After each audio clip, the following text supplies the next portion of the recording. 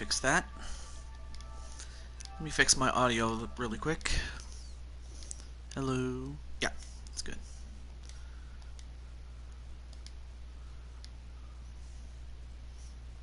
There we go. Much better. There we go. Let's see. Hello to the Mices, Atticus, and Jose. Yeah, it seems like that. All right.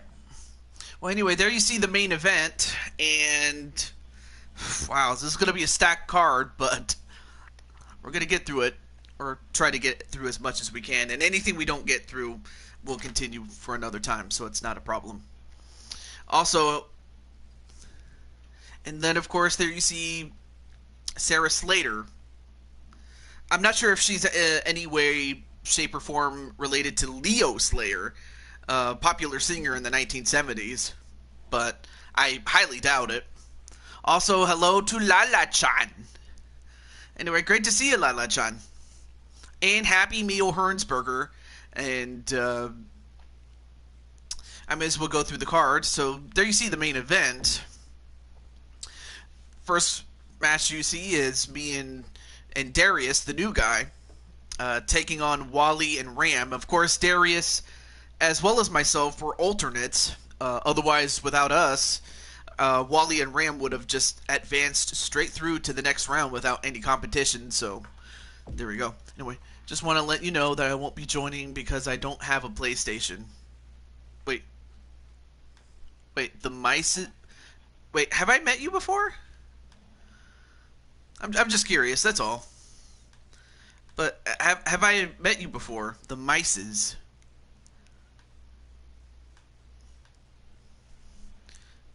I have. Did you have a previous name?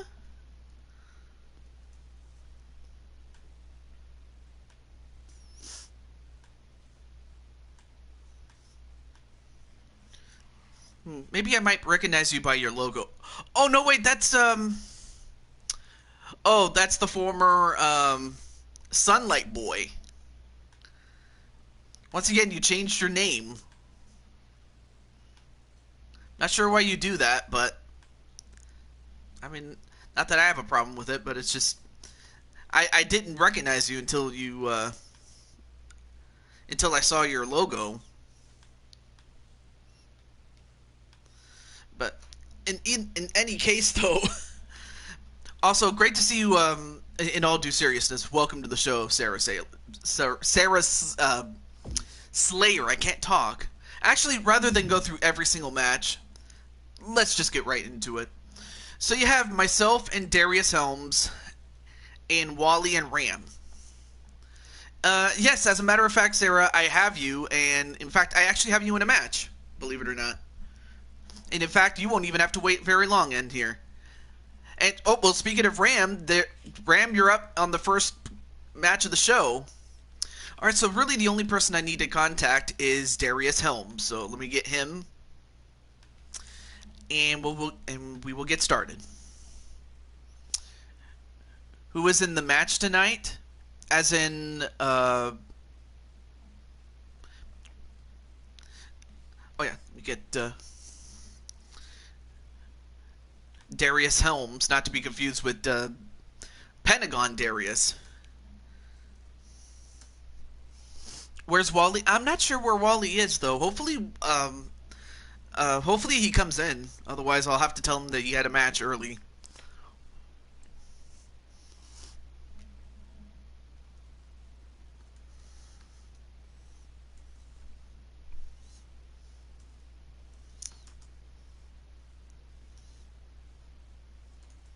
If I can just... There you go. Alright.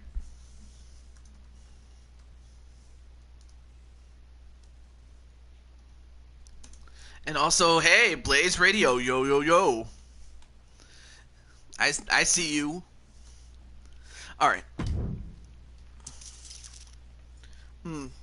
That'll be interesting, really. But, of course, not that long ago, we did see the LTD. And I did pretty well in my match, but it's not about me. I mean, sure, I'm in it, but that's another thing.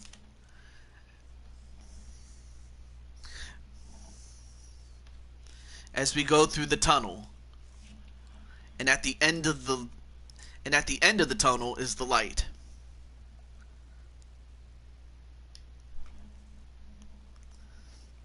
Hopefully you don't have motion sickness. Well, as a matter of fact, she is. Wait, let me double check there. Misha.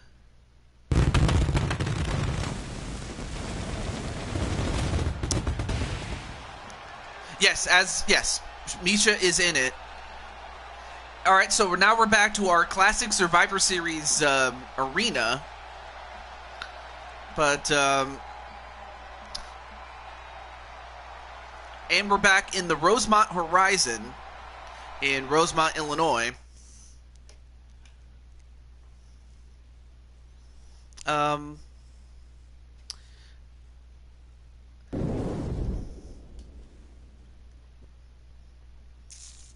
Also, there's Mythic Legends. All right, so wait, I think all right, let me do this. I'm just going to my party, so nothing happened, thankfully.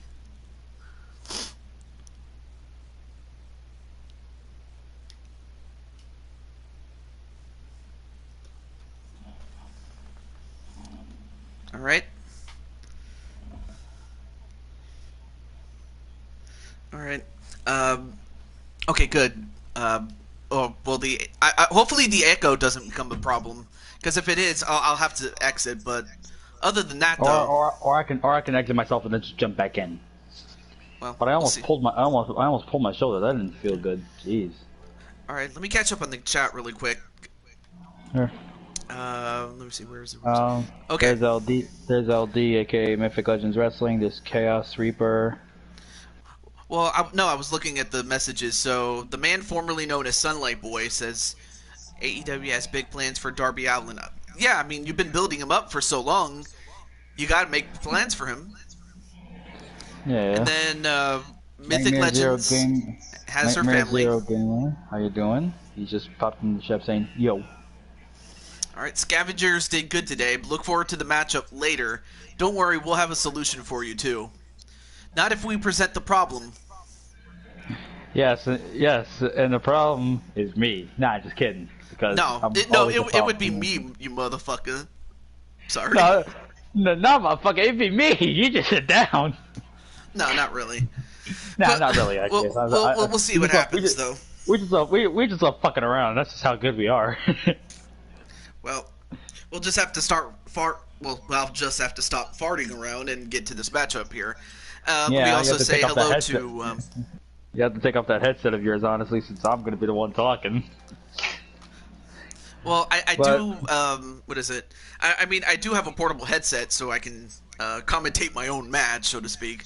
But I mean, I'll be honest with you. I mean, I can see that. I mean, since like Booker T did that, during the main event Mafia kind of type of crap when he had like the marketplace, like beating the crap out of some like referees or some shit like that. I don't know. I just know that he wasn't the first. I know that. Yeah. Little one's here. Heroes like, yep. I'm in the booth.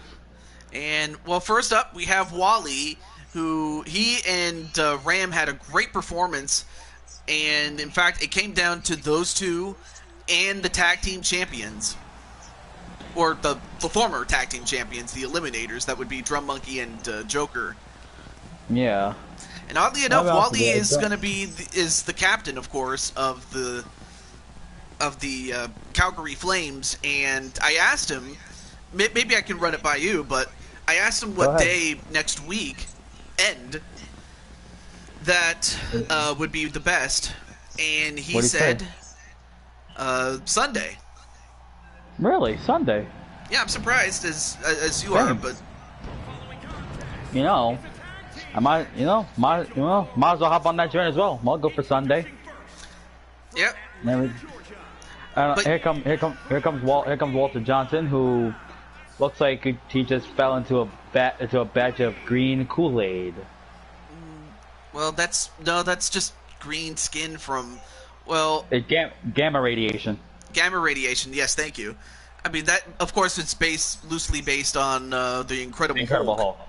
Yeah, but it doesn't look like that. It just looks like he just like dipped him dipped himself into like green paint, and then just boom, there you go. Yeah. And the reason why I could talk like this because well, it's brutal honesty, and sure people may not like that, but take or give it.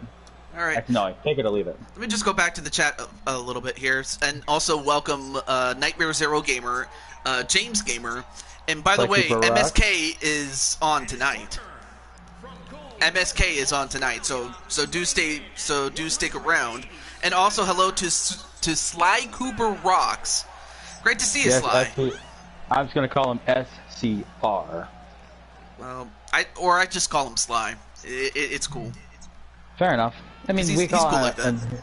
we're getting so distracted that we forgot to tell who is coming to the ring, and here comes Ramesh Subristin, whatever his name is. 1 second. I just call him Ram because Ramesh Subramian.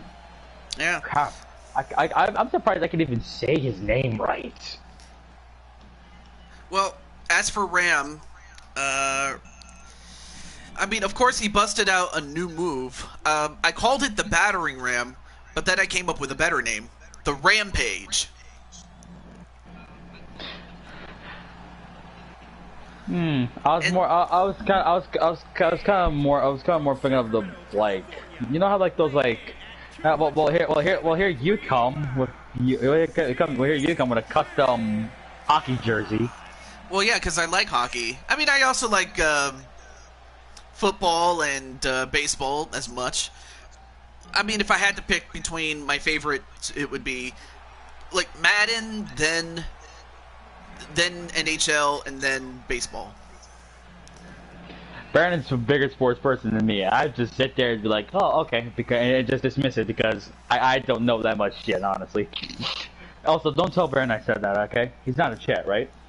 No, I don't see that. Okay, good. But even so you have me, but then you also have this guy right here. And, oh, well, before I go any further, the Blue Toad Wrestling champion, Crushing Kelly. Blue Toad Wrestling Women's Champion. Well, Women's World Champion. Women's champion, yes, of course, but...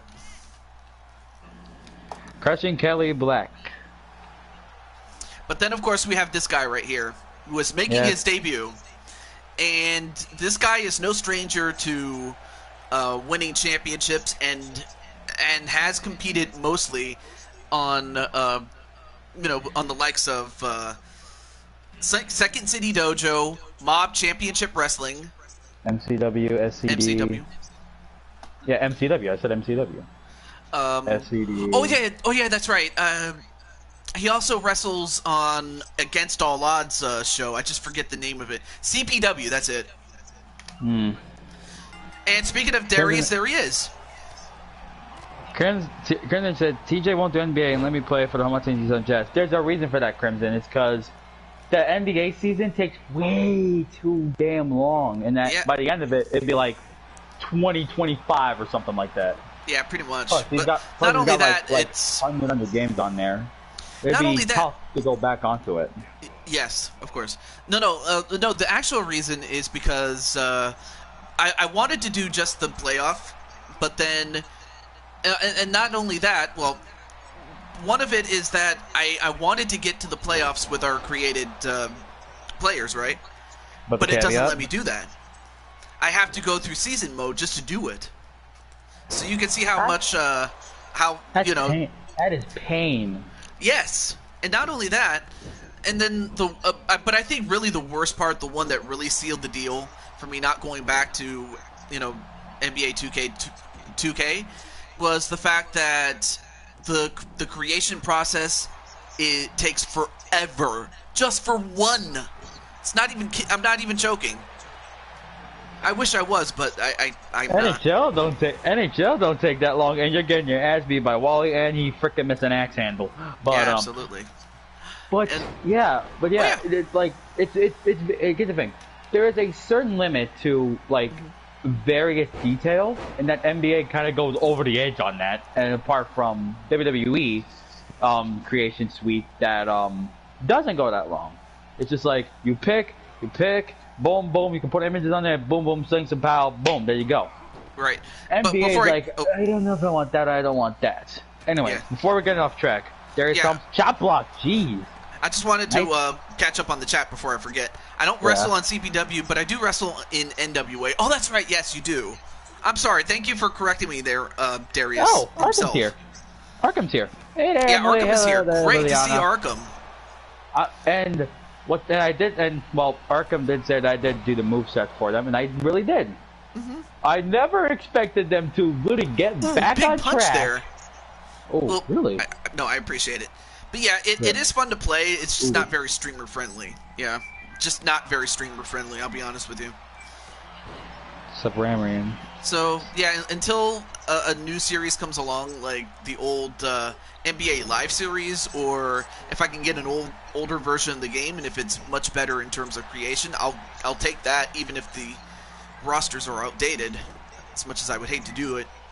You know, I'm waiting for one game to be available on PlayStation instead of Xbox. You know what that is? Well, what's that? Totally Accurate Battle Simulator. And ooh, nice sports slam there onto Ram, and then a pin to possibly eliminate him. 1, 2. No. The Shao 10 right there. Yeah, the Shao 10. I call it the Spore Slam. Spore Slam. Because I'm a toad, dude. I mean, I get that, but why did you call it like, I don't know, Stun Spore? You know, like a Pokemon move. I really wasn't going that route with Pokemon, honestly. But now that I said it out loud. Yeah, and of course I know that Atticus as well as Clinton Flippin, they definitely love their NCAA football.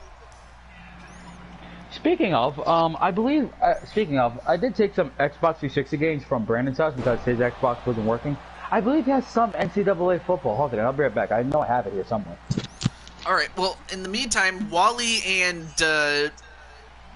Darius Helms, got to be more specific as to which Darius I'm referring to. But Darius Helms and Walter the Hulk Johnson in their first encounter with each other, and a big kick right to the spine. I mean, that tattoo may as well be a bullseye, but I'll tell you what, that's not going to stop him. Okay, so I just got back. I'll let you know, Mr. Crimson. So 2 games that Brandon has that was on his Xbox was NCAA Football 10 and NCAA March Madness 08. And before you go any further, Ram now has Darius in the camel clutch, but backs him up. That's an accolade right there. That's definitely an accolade there. Look at Darius, back body drop. Yeah, he's very strong. He's much stronger than he looks. It's just when you go up against Wally makes everybody he goes up look small in comparison. True. I mean, I'm a pretty big guy. Whoa, Rampage and a pin. 1, 2, and broken up by yours truly. Yeah. Here's the thing. That KO that Darius did, it's just as dangerous as a electric chair rolling elbow combo. Like, it is dirty. I don't know why. It just sounds horrible. That's Jose Blanco in the party with me, and now Darius has the I'm not sure what he calls this move, but he has the submission on him. But then Ram, manages to use his long legs to get out. Oh, but then he gets caught, and he's got him into the Fear Factor pile driver, and also a visit by Beast Super. What's up, man? And now wait, 1, 2, 3. No, kick out by Ram. That was a great chance to put away Ram, but not quite. Anyway, TJ, do I still have the heavyweight title on the UFC series? Yes, you do. Yes, you do. Look. Penelope slid it up to me and looked up. Well, and in the meantime, also great to see Against All Odds and a elbow drop that misses. And another first-time matchup between Ram and Darius Helms. How long have we not seen V Super? I'm just gonna be honest with you. It's like too long. Well, it just worked out that he does have a match tonight. And big stop right to the arm, but then Darius just pulls out of it, and now he's gonna try to bust open Wally, but you're not gonna win the match by busting him open. You gotta win by pinning him or submitting him. It's a standard tag team match. It's just elimination style. There's nothing wrong. There's nothing wrong with a little blood spillage. What are you talking about? And look at the strength of TJ, and then a big think fist. Of yourself. And just tossed him aside. There. Speaking of UFC Ninja, you fancy a fun match? I beat you. I get a title shot later. Let me see. Seems like Reaper's starting out a deal for Crimson Ninja. Right. And Wally was about to go for the spear, but I ended up kneeing him. But now a tag right to Ram, and then a tag to Darius Helms. Although Darius gonna go for it again. The Fear Factor pile driver. Double F pile driver. And also to Jamar Games. He says hello, TJ the cat. And then Against All Odds says hello, or how are you doing today, TJ? And commentary partner. That's Jose Blanco in the video chat or the voice chat. Sorry. I guess they're used to me being a ghost. I have no problem with that. And now wait, 1, 2. Big kick out though, because Wally did a great job preventing me. Nice preventing Schoolboy. Nice Schoolboy. And killing me as a TJ. Alright, calm down before I get the catnip! Anyway, Yes. Also, hello to Wally, and of course, as you can see, Wally, you're in this match. And of course, Jamar does have a match too. And to answer Crimson Ninja's question, you don't have a match scheduled per se, but your character or your protege, what's her face? Oh yeah, that's right. Vanity has a match tonight. And then Atticus is asking, yes, I did see your challenge to Ninja for UFC. Well, it's really up to, I'm down, but I'll raise the stakes if you win. If I win, you can never challenge for the title. Oh, okay. Well, now the ball's back on your court there, Atticus. So while you think about that, back to this match, though. A T-bone suplex to Ram. Only as long as you hold it, Ninja. I'm not that desperate. That is true. It's kind of chill. And then, a quick tag, and now you have the two big men on each team, Wally and TJ. Yeah, your partner is Ram, by the way. And a suplex onto yours truly. Hey, Wally, I know you said that Sunday would be the Stanley Cup final. Well, I agreed to that. I'm just going to give you that heads up. Exactly, that's what I meant. Wait, 1, 2, no, broken up by Darius Helms. And for those who don't know, Darius and myself are alternates. Had it not been for the two of us, then Wally and Ram would have been given a bye to the next round. So they got to earn their way to it, if I can help it, that is. And double axe handle onto TJ. Yeah, double axe on the toad, boom. And then wait a minute. And Chaos agrees to the stipulation from Crimson Ninja. So it's on. And now wait, 1, 2. Here we go.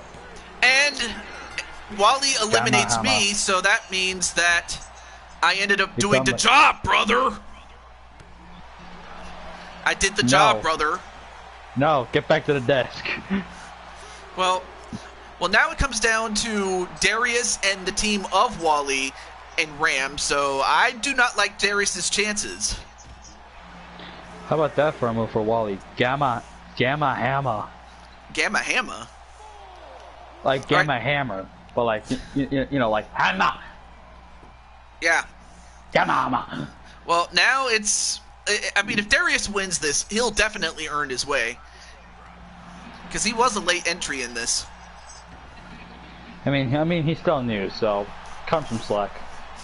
Well, I mean, usually not everybody wins in their debut match. I can tell you that much. I will say that Yeah. as far as Darius is concerned, that his sister, Nero Helms, is also debuting. In fact, she's going to be debuting in the next match after this one. Really? Well, it's not the pay-per-view. It's just the prelude to the pay-per-view. But either way, I ended up doing the JOB. And then, grab the rope did Darius Helms. The JOB. Down to that Hulk Hogan. I called him the jackhammer. I'm sorry. It was the wall banger. My mistake. And then, in fact, you know what? I think he might be going for it right now. And Wally bomb. I like Gamma Hammer more. Yeah, but that's what Wally calls it. I'm not going to argue with him. 1, 2, Yeah. no! Kick out! He kicked out of the wall, not the Wahlberg. He kicked out of the wall banger.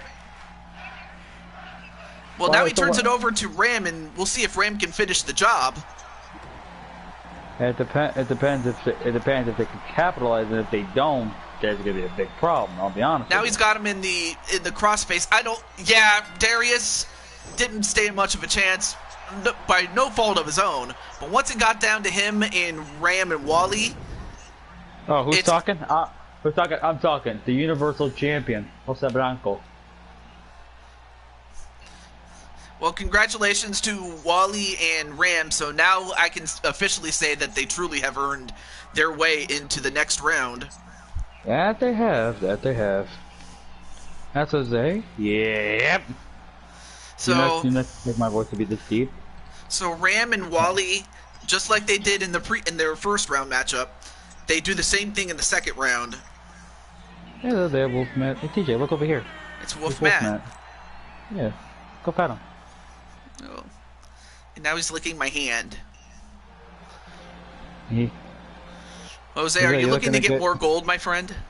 Hey, listen, I'm open any day of the week, alright? Great match to start off with. Let's get to our next one. Let's not waste any time here. Alright, so we have ourselves a 10-woman rumble, excuse me. And here are our contestants. And before you say anything else, Jose, I'm just going to go through our lucky contestants. Jennifer Richards, Ladybug, Lissa, Mario Girl Melissa, the debuting Sarah Slayer, Mabu Speranza Dancy, and then another debut in Nero Helms. Okay. Misha Ramji, Lioness, which is Against All Odds client, and also another debut in Juniper Nightblood. Interesting. And of course, also, Kelly and Atticus are getting together because you know what they do. Yeah. Get a skybox, you two. Anyway. Well, as Walter far says, as hey, Jose, just checking. Hey, Wally. Yeah, Wally's good. Well, anyway, so Kelly has the skybox, and for Atticus, you're not going to be in the skybox for too long because you have a match as well. Is he teaming with me? Oh no, I have something else for him. I was like, you say you like pain, I have a challenge for you then. Do you versus me for the inside of the submission KO cage match? It's up to you, man. I'll let you think about it, but right now... Oh yeah, I forgot to ask Jose, and we'll get to the entrances right now. Do I have a match, TJ? I don't have one scheduled for you, but if you want one, I will give you one. And if we don't have enough time to do the bonus matches, I can give you a match on the official show. Of course, that also depends on how many people survive in the subsequent Survivor Series matches, because there's a lot of pain, a lot of bloodshed that might as well happen, honestly. Might as well be the purge. Yeah, pretty much. But, what were you going to say? So anyway, but yeah. But if time does not permit, then I'm just going to give Crushing Kelly a match. And Crushing Kelly, if you have a match that you want to suggest, let me know. And I'll put it down. On paper, that is. So, Kenton says... Okay. That me versus him for the Universal title in the submission KO match. KO cage match. Oh, that would be under MMA rules, actually. The only real difference is, in addition to that, it's actually 2 out of 3 falls. In addition. I mean, Well, if you really want 2 out of 3 falls in the cage, I'll accept it. However, we're going to my rules. 2 out of 3 falls, pin or KO, inside of the scrap trap cage. I call that whole match the blood pit. the blood pit. So same kind of difference. It's just pinfall or Pinfalls knockout. and KO. Yep, no Pinfalls or submissions. knockout. Okay, no submissions then. Well, we'll see what. Most importantly, there ain't no escape.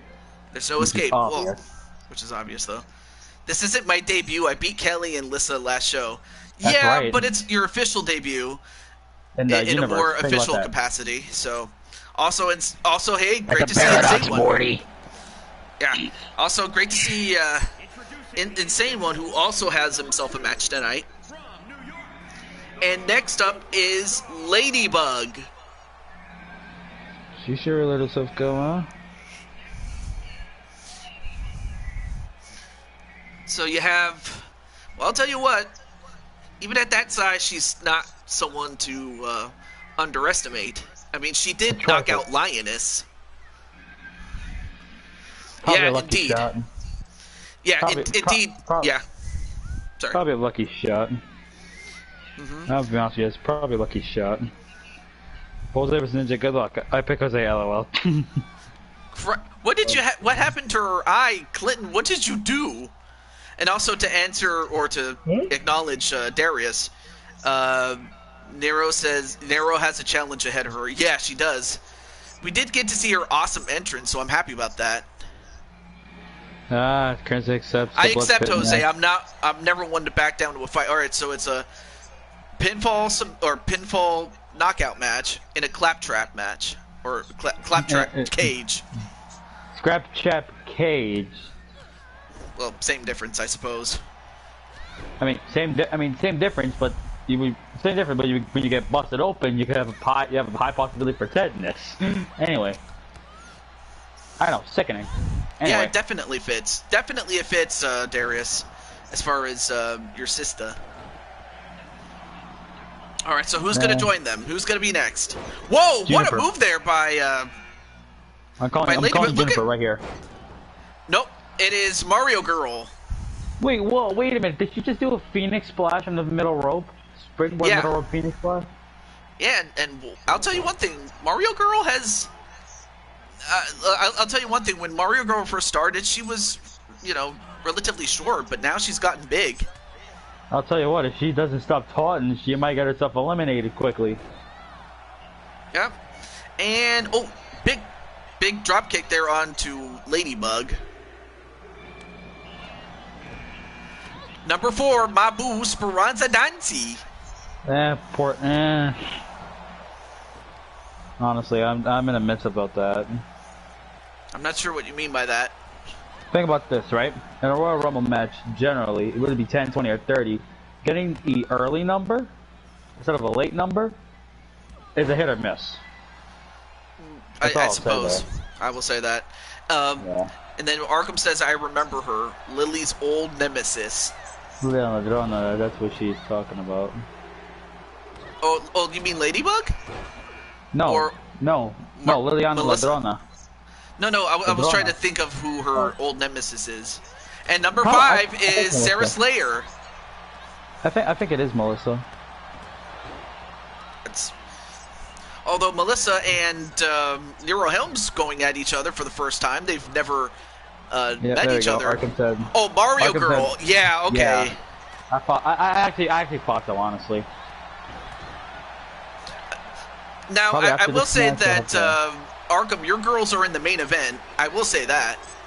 They're not in this match, though. But right now, it is Misha Ramji. I mean, we just saw Ram win. But now we get to see his sis.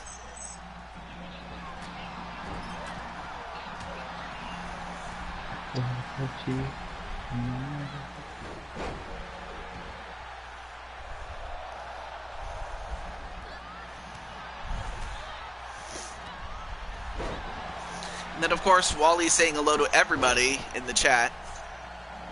James Gamer, new outfit ideas? Don't get any ideas, okay? We only like 500 different outfit attires for you, okay? And number 7 is Lissa, and I should mention that Mario...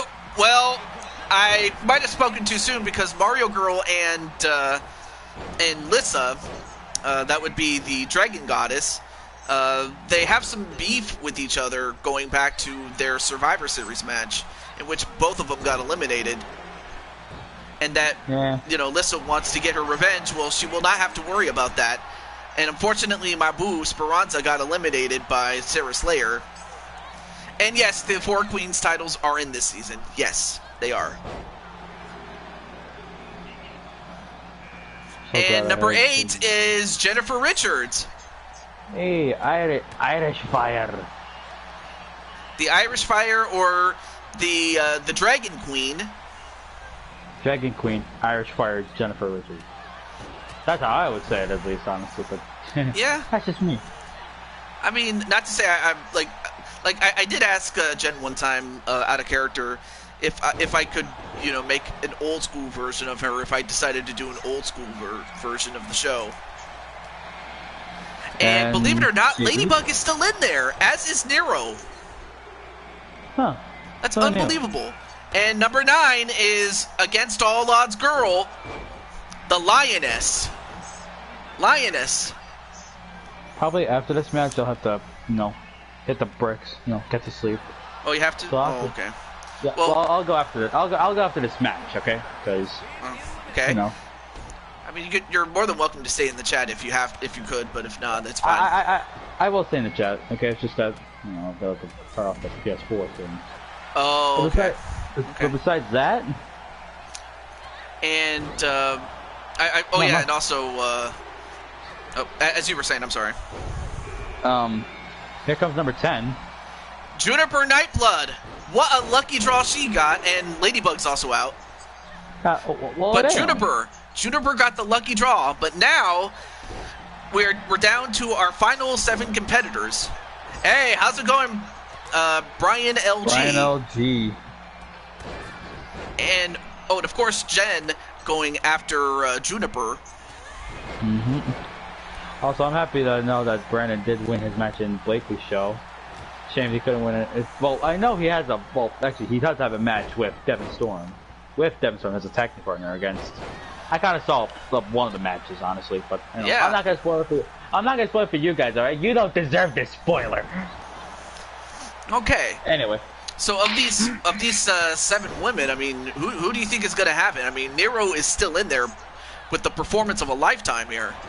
I'm saying Jen Richards. If she gets eliminated, I owe you $5, okay? Well, we'll see. Not to say that you never really made the bet, so I can't even. I only just take your. Exactly. And Nero, man, Nero eliminated by Sarah Slayer, but Nero lasted the whole way. She made it all the way to the end, but she's gone. And whoa! Did you not see that move?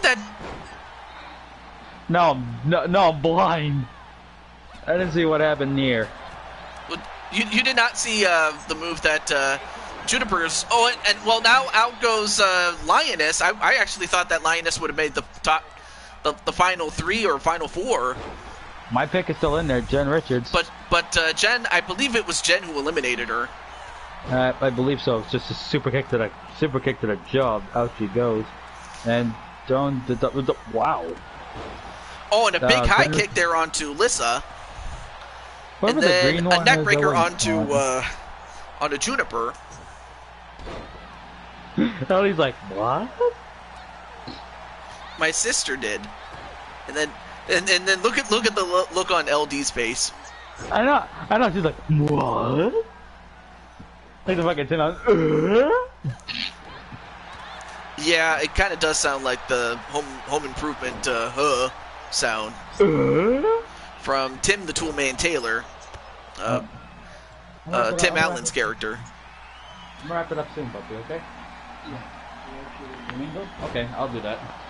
All right. So after this match, unfortunately, Jose will have to step out. But in the meantime, you still got 5 women then, and. Wait, Jen's out? Or wait, no, Jen's still in there. Oops. No, Jen's still in. Yeah, we're down to 5 now. Okay. I mean, and Juniper trying to eliminate Jen. Ooh, Please don't get up. Please Jen in a stay in, lot of Jen. trouble. Please stay in, Jen. And she's staying on. And Jen, oh Jen, I don't know how, but she stayed in.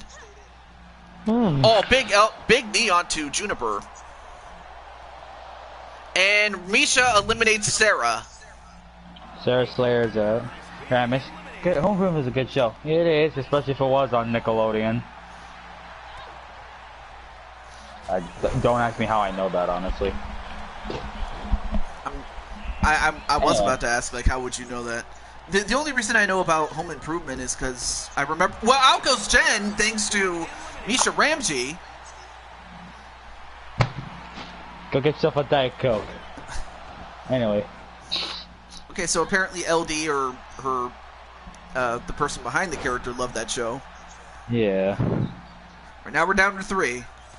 Yep. Plus, and the other two that I don't know their names. It's Misha Ramji and Juniper Nightblood. Juniper is the one with green hair. Well, Juniper delivered a TPK on Alyssa. Or, well, a gut check, if you will. If you want to get technical, that is. Let's stop taunting, get back to work. And then slammed onto the canvas was Lissa by her hair. I mean, I'll be honest with you. I mean, I get why they added the taunting, but don't you think it's gonna get a bit too annoying if you say, like, I don't know, got a title match? Then again, this is just me ranting too much. Anyway. Right now, Lissa. And now Lissa trying to get. Well, she takes out Juniper. Reverse suplex, nice one too. And a running bulldog onto Lissa. And all 3 of them are down. Well, Lissa's standing up. A lot of people loved Home Improvement. Damn. We just talk about it for like literally like about a minute or two, and then like and then boom, here we go. Anyway, a double suplex onto Lissa, but then the battering the battering ram. Yeah, battering ram combination there. But onto Juniper, but Juniper still, and I just noticed that Juniper is fighting in heels. I just can't see how long those will last until the back of the heel breaks off like a toothpick. Yeah, I know, horrible, but it's stilettos. What did you expect? Well, out goes Misha at the hands of Juniper, but now it comes down to her and Juniper and Lissa. And don't tell me, is Juniper gonna win this in her debut match? No, Lissa's gonna win. No, it wouldn't happen. I'll be honest with you, it wouldn't happen. If it happens, I'm just gonna. I don't know what I'm gonna do, honestly. I'm probably just not gonna do anything and be like. Bruh. Oh yes, I remember Beetleborgs. I would always watch that show along with Power Rangers and Digimon, especially on Fox Kids. Man, I love that show. Whoa! Dominator. She again sends her in the air. Is that one of the banned moves that Kelly you were telling me about? Yes, I believe that was the grand. Well, yes, I believe so. I believe that was a Grand Hammer. I think, right? Grand Hammer. Yeah, because I got the one from. Someone from school. Someone from the school. Someone from the. Friend from the school puppy. Yep. And well, that's it. Lissa has got the job done, and is the winner. Yeah, turn it off. So, well, if you have to go, then don't worry about it. Well, I did say that it wouldn't be possible for Juniper to. But she did get all the way. What's it called? All the way to the final 2. I'll be honest with you. And what does Lissa win? She just gets a thumbs up from us. No, not really. No. I'll check her rankings in the division, the championship division that she's in, and if she's in the top 10 of that particular division, then she gets a shot at that title. Mm-hmm. So we could see. I'll have to check the rankings at the end of the show to see where Lissa stands. Right. So I'm just gonna add a note for myself. But up next is the second of 2 Survivor Series 2-on-2 matches, and it comes down to the team on the left, you have the Queen's Dynasty. Hope they lose. You have Rivera Voorhees and Akira Young. And on the opposing side, And yeah, definitely, Misha made it to the final three. Definitely. And on the other side, this is a team, like, if you are not a fan of... wait, aren't you supposed to go? Because, your dad... yes, I am. But let's run all the opponents first. Then I'll just hit the bricks. Okay. Well, before I get to that, then this is a team that Crushing Kelly would like to see lose, and that is Team Ruby, or what's left of them. You have Weiss Schnee, and of course the leader, Ruby Rose herself. I just want Team Ruby to beat the Queen's Dynasty. Well, we'll see what happens, though. It could come down to... I mean, it could come down to 2-on-1, 1-on-1. This... either way, one team is going to get a disadvantage, or it's going to go down to a straight up 1v1. That's all that matters. Yes. Alright, well, before you start it, I'm going to head out, right? Mm-hmm. So, lads, in the chat, y'all take care of yourselves, okay? Alright. I'm going to head out. See you guys. Alright. And while... there's a guy named Beetleborgs. I think I heard about him, but I just don't recall about him. The only thing I know is that Beetleborgs did have a show. Also, let me do this. Yeah. Oh, sorry. Alright, have a good night, Jose, and I'll see you in the chat. I just needed to exit the party so that I can focus completely on the show. Beetle actually named his channel after the Big Bad Beetleborgs danger. Okay, yeah, and Tim Allen definitely was funny. But yeah, you'll notice that Akira Young is very animated.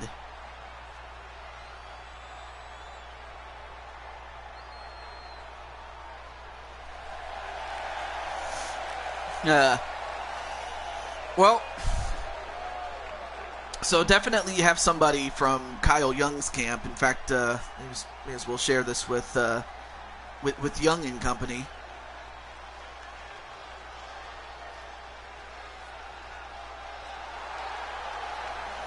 And their opponents, the Rough Riders.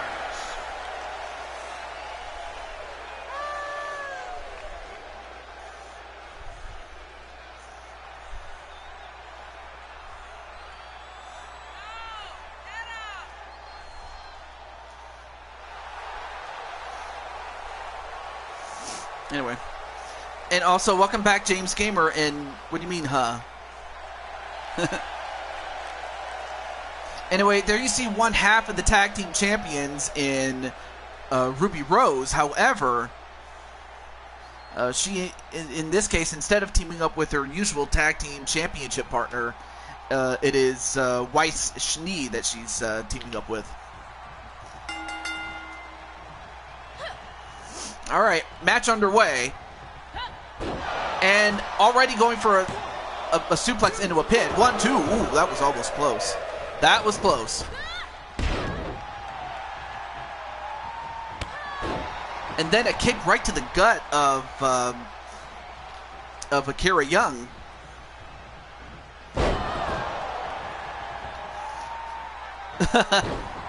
Jose, look. Or, sorry, Jose, look. And, oh, whoa, wow, what a slam onto Akira Young, the former Intercontinental Champion. 1, no, kick out immediately. But then Ruby sends Rivera outside the ring. And I have to think that the fact that Weiss and Ruby have teamed up with one another for a long, long time, it would have to be to their advantage. Oh, nice, nice ice arrow there. And then a moonsault. Incredible. Now goes for the pin. Wait, 1, 2, no. And then, oh, well, Weiss saved her partner's bacon there. He knows Ram.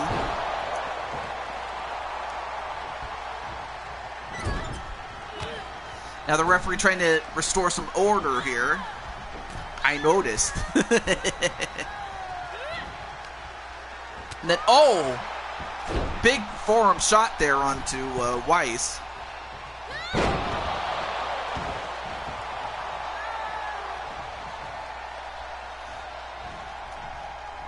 And then a tag right to Rivera Voorhees, the former Blue Toad Wrestling Champion. And already caught in a crossface, but escaped. A snapmare and then a drop kick. And then a leg drop. Now goes up to the top rope. And a body splash, and this could do it. 1, 2. Oh, almost got her. But then a miss by Ruby Rose, and then, well, Ruby Rose comes back with an enziguri. Now Ruby forced to go back to her corner. And then a tag right to Akira Young.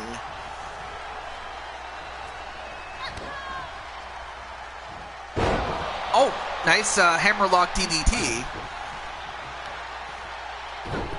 And then just tries to shake the arm and, oh, rotate it out of socket. Also, hey, what's up, Brandon? And Brandon, you have a match today. And now a tag right to Ruby. Then a snapmare and then a knee right to the face. And went for the leg drop but missed.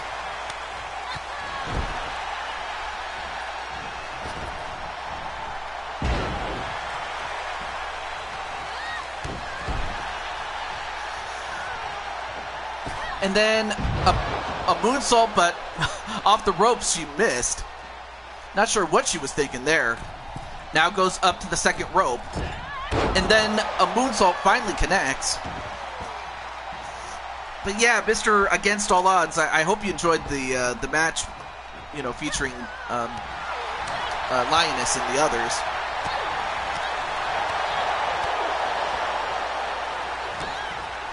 And then, oh, went for another, well, was about to go for another hammerlock, but missed.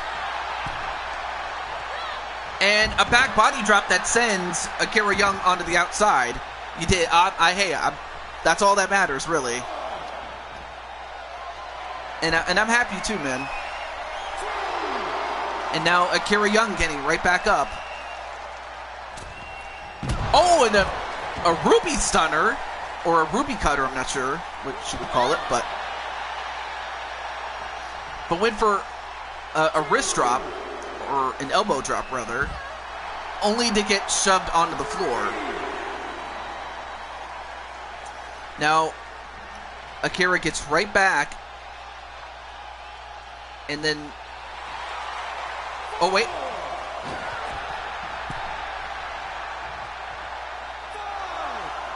well, Ruby has to get back in, otherwise she'll be counted out. But before she could tag out, Akira prevents that.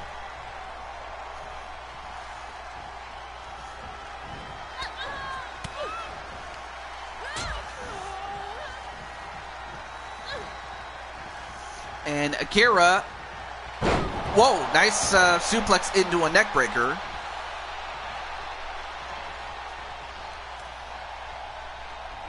And then another one. And goes for the pin. 1, 2. And I have to think that, you know, crushing Kelly from the skybox, I mean, she already has to face off against Yang from Ruby. But I have to think that she's watching this match very closely in the hopes that Ruby and her team is gone for good. And then another Ruby Stunner and a pin. 1, 2. No! Ooh, that was close. But then a Dragon Screw and then a tag right to Rivera Voorhees. Oh, but then Rivera catches her. Oh, no, wait. Nice counter.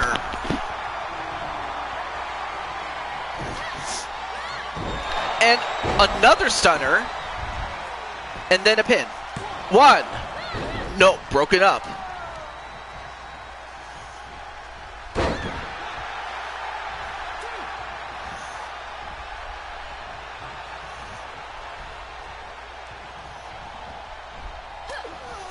And then Rivera trying to fight back, and she does. Stun Dog Millionaire.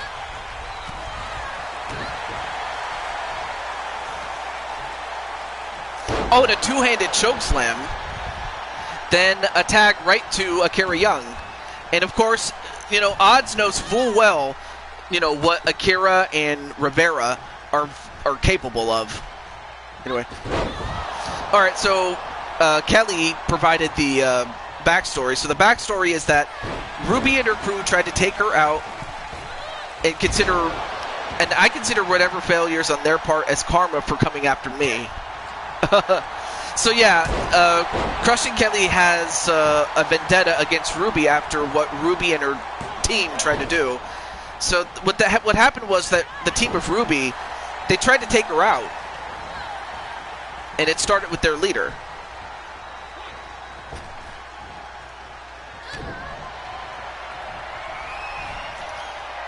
Oh, anyway, nice. Not sure what she calls that move, though, but then a pin. What? No.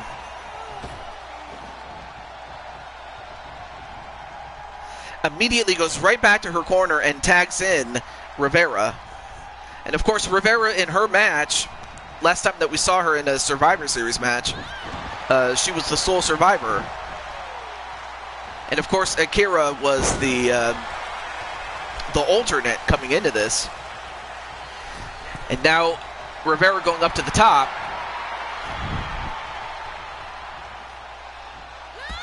And then a drop kick from the second rope. I'll tell you one thing, she's very athletic for someone who is, her height really, but she is very athletic. Plus, I respect Jane and her family, as well as Kyle and his family. So Rivera and Akira Young for the win. Oh, nice, nice drop on the turnbuckle there.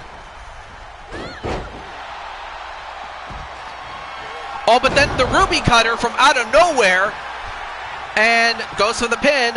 1, 2, nope, broke it up immediately by Rivera. But then Rivera gets thrown over the top rope. Now Ruby has no one to tag to, so she'll have to try to finish this off.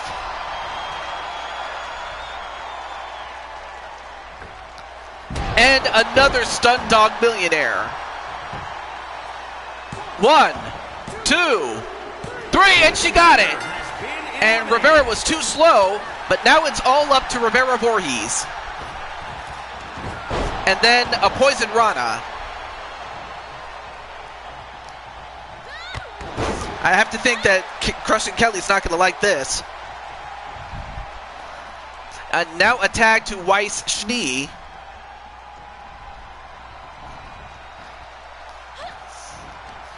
Well, just try to calm down there, Kelly. And by the way, Kelly, your man does have a match. Atticus, that is.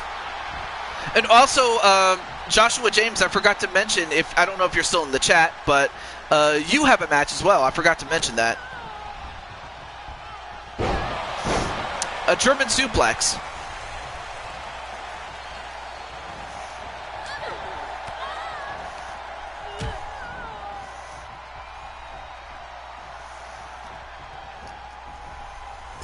Oh, but then sent right into the corner. Oh, then just alley-oops her and uses the laws of gravity to do the rest of the work. And then a knee right to the arm. Fight, Rivera, fight.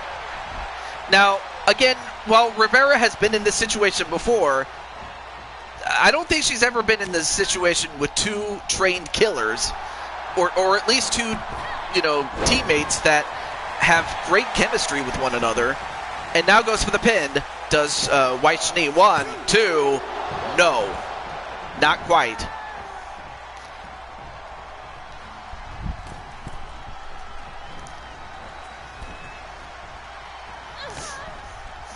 And Weiss, a hammerlock DDT.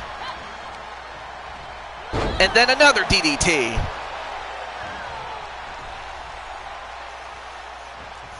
And then attack right to Ruby. Although, Ruby gets caught. A pump handle powerbomb and a pin. 1, 2. Oh, almost got her. Almost got her. Weiss tripped up a little bit, and that could have been the it. That could have been the end for her, but instead, she's got her up.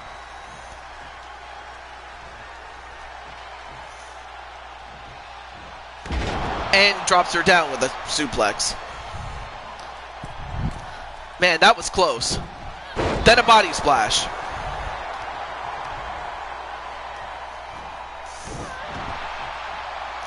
Oh, and went for one move too many. Well, Rivera's doing the smart thing. She's keeping her away from Weiss and having her tag out, and then a pin. 1, 2. Nope, broke it up by Weiss. Oh, but Weiss with an elbow. Oh, but then Weiss just gets a punch to the gut for her trouble. But then a Northern Light suplex onto on Rivera. Now goes up to the top rope. Oh, misses the frog splash. Only to get a knee right to her face.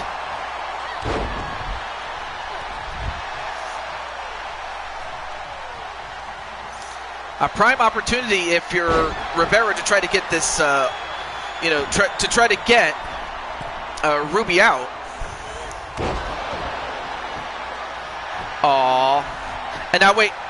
1, 2. Oh, almost got her, but broke it up at probably, 3/4 of a second. Or 2 3/4 rather, excuse me. And then Ruby just getting tossed like the little jewel that she is. Of course, that's what, KK would say. Wait, 1, 2. Oh, another kick out. What is it going to take to beat Ruby? Ruby has just proven to be a tough cookie. Anyway, I forgot what she calls that move, or the name escapes me right now. Oh, Spanish Fly. That's what it was. I'm sorry. But now attack right to Weiss. But then Rivera gonna do the same thing that she did to Ruby. She's doing this to Weiss now. Now goes for the pin on Weiss. 1, 2, and broken up by Ruby. And the referee gonna have to try to get somebody out, or get Ruby out rather. A two-handed chokeslam.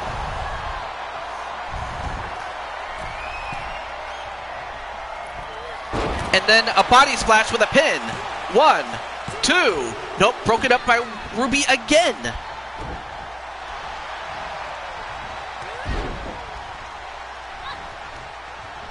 That delayed suplex wastes time, in my opinion. Yeah, it does. And whoa! Look at the... Wow! Rivera just, performing out of her mind here. Anyway, yeah, what's up, James Gamer? What's up, James? Oh, and then a cutter to take down Ruby. And now she exits to go after Weiss, but not in the... Go after Ruby, especially when they have their numbers advantage and they're on this side of the ring. But then gets thrown down.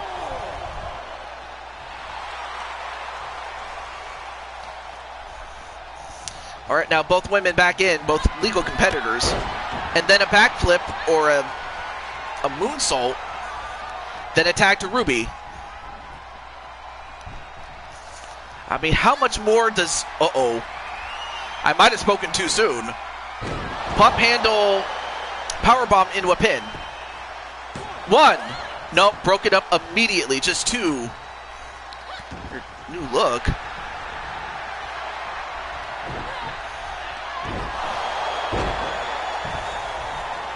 And now wait. 1, 2. And another kick out.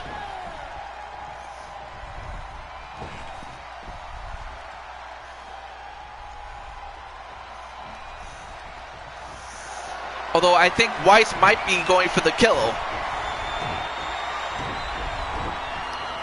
Oh, wait.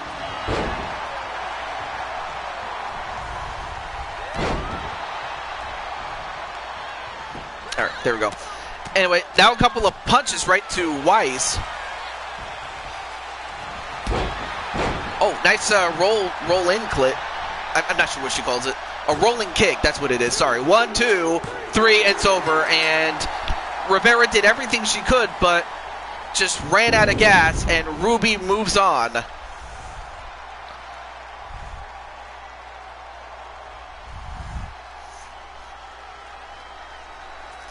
Now you have to think, like, what is it going to take to beat Ruby?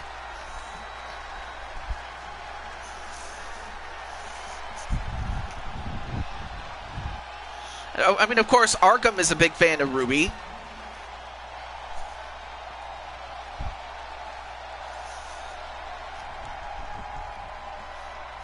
I mean, you had to think that whoever was going to get the advantage was going to win, and that turned out to be true. So Ruby makes it. Ruby has advanced.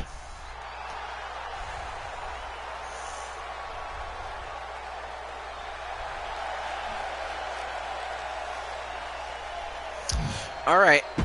Ooh. I might have to open my window a little bit, but before I go any further, up next, it's going to be the Mario Brothers taking on Darkstorm. And of course, they have Lissa with them. If for no other reason, for the fact that Mario Girl is accompanying the Mario Brothers. Well, I'll have to think of something, Kelly, because I know that it's possible that they would. Also, let me open my window. So hold on a moment. So what happened, Lissa, is you won your Royal Rumble match, and now you are teaming up, or rather accompanying Darkstorm. And in fact, your colors do match. I put nothing past Ruby. Indeed. Okay. Oh, let me just let... I'm not sure if Jose's still watching, but I have to imagine he still is, so... James Gamer is preparing for his match. All right.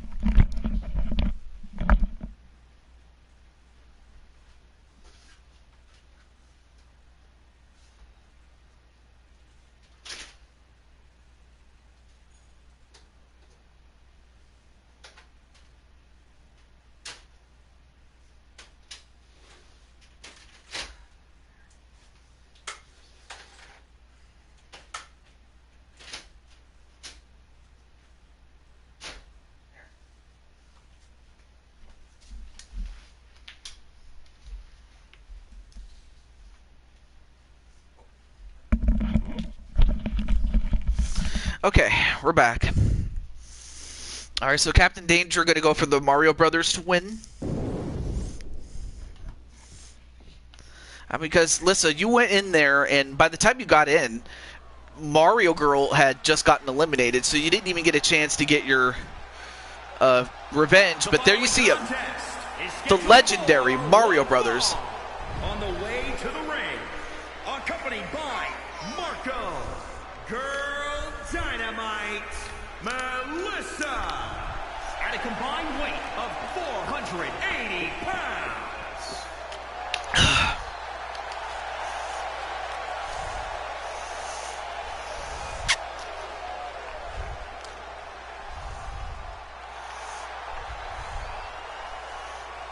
Okay. Sorry, I had to drink. I just needed something to drink, and so there you have the Mario Brothers, and now a storm is coming.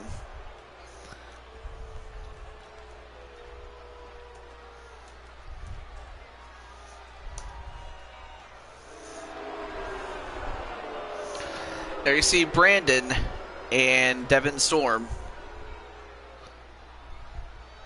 And their opponents, accompanied by the Dragon, at a combined weight of 661 pounds. So there you have it. There is Brandon and Devin Storm, and of course these two, young men have they were not in very good spirits, especially after the performance that they had. And while I wouldn't be able to blame them for it, it just goes without saying that they have some proving to do.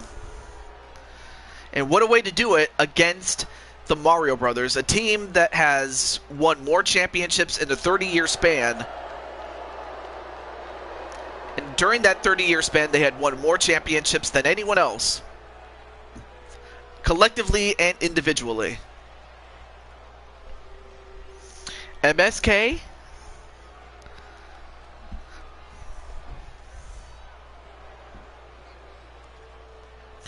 All right, so we're going to start off with Mario and Brandon. And of course, this is just a standard one fall match, so it's not a Survivor Series match where if someone gets pinned or submitted, then the match continues. No, it's one all. And a suplex on Mario.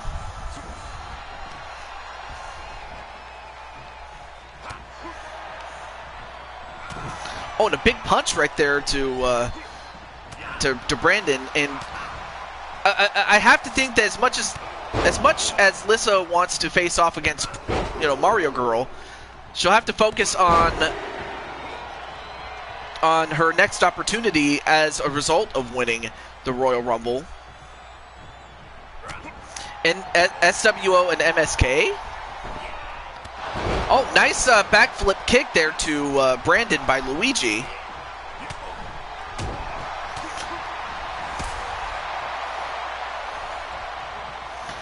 And of course, Luigi not going to take anything lying down.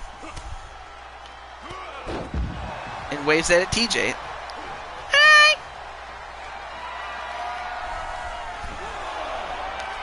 And Brandon, gets out of the way.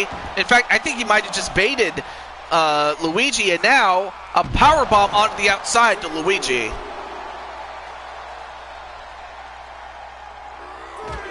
Well, you never know, Brandon. You never really know.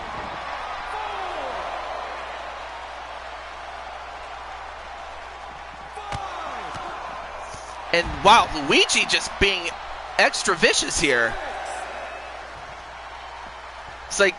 It's like, does Brandon owe him money or something? And then Luigi was too busy doing his little dance that he gets caught, and a power slam. Then tags in the Storm, but then Mario comes in. And we'll see how Storm does against Mario, because Mario is the giant killer. I mean, he's beaten, Bowser like several thousand times.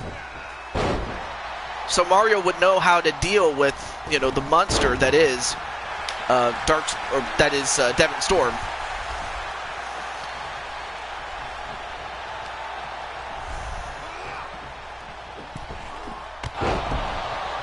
Oh, what a kick to the side. And then, I'll tell you one thing, Mario Girl does have the distinction of managing the Mario Brothers to a tag team championship.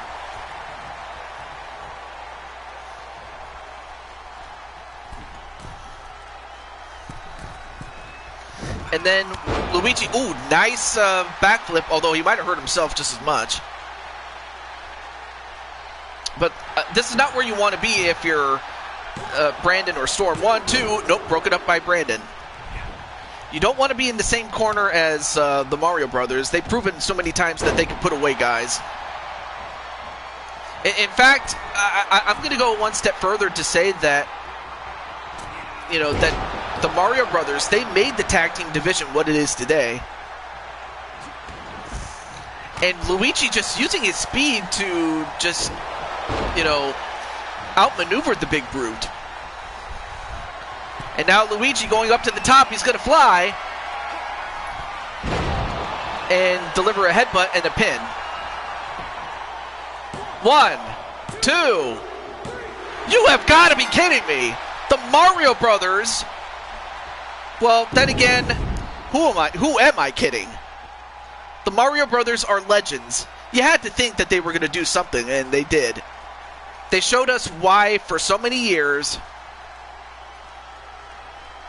that they have won championships in Blue Toad Wrestling and most every other call universe that they've ever been in.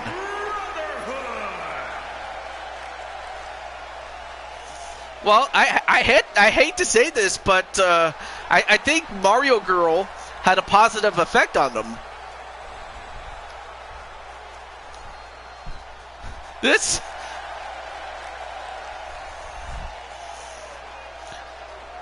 Luigi is Buff Muscles in a different company.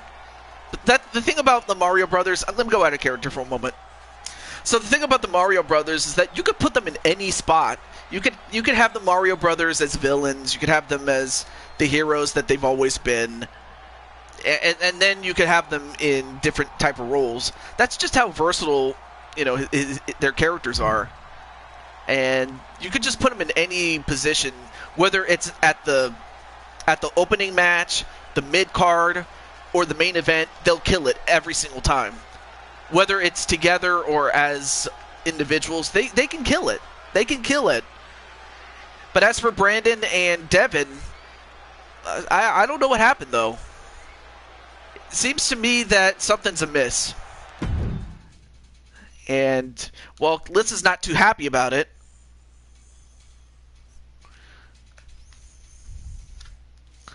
It now comes down to this. Our third of 5 matches in the Survivor Series tournament. Let's start from the left. You have Outlaw Shade. You have the Destroyer, or you have Zach Walker the Destroyer, or Zach the Walker Destroyer, or sorry, Zach the Destroyer Walker. Botch that. Clinton McCleary and Brian Hernsberger's client, Mike Watson, as they take on MSK. That would consist of Sonic the Hedgehog, Insane One, B Super, and of course the leader, or co-leader, if you want to include the fact that Wesley is the originator, the leader, James Gamer. So who will win? Will it be MSK or will it be Clinton McCleary's team?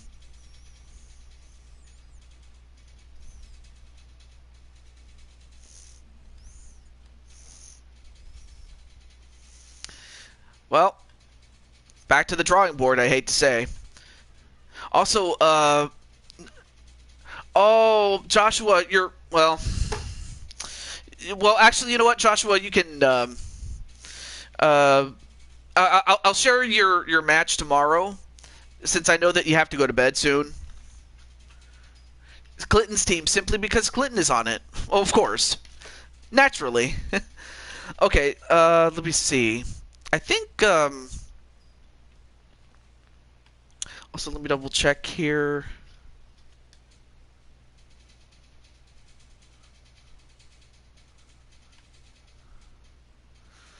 Okay. I'm just going to let the likes of PPF on behalf of Outlaw Shade know. Yeah. And of course, Captain Danger is going to go for MSK to win.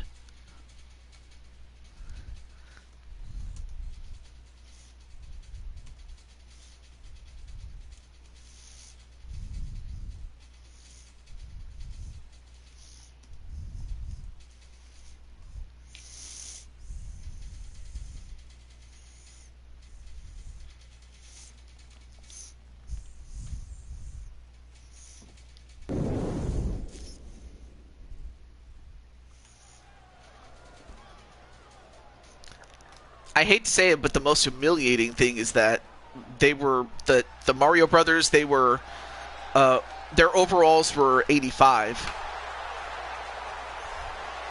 But up first, the Pope of Dillygaff, or whatever it is that wherever Dillygaff is, I'm not sure. Or it could just simply be an old city or an old town that used to exist. But nonetheless, though, the Pope of Dillygaff, The following contest is an 8-man Clinton McCleary, team match. and the owner and Introducing first, from Bray, County Wicklow, Ireland, weighing in at 269 pounds, the Savior. Thank you very much, announcer guy. No, what I was trying to get to was that he is the owner and proprietor of Oblivion Wrestling Federation, or if I'm not mistaken, yeah, it's Oblivion Wrestling Federation. Correct me if I'm wrong on that one. Yes, they were 85 overall. I wish I was joking, but I'm not. Anyway, back to, let's see. Too bad I don't have a way to contact Happy Meal Hernsberger, though. Oh, so that's what it's... Oh, I'll stick to Dillygaff. I'll stick to Dillygaff, then. But yeah, where is Watson?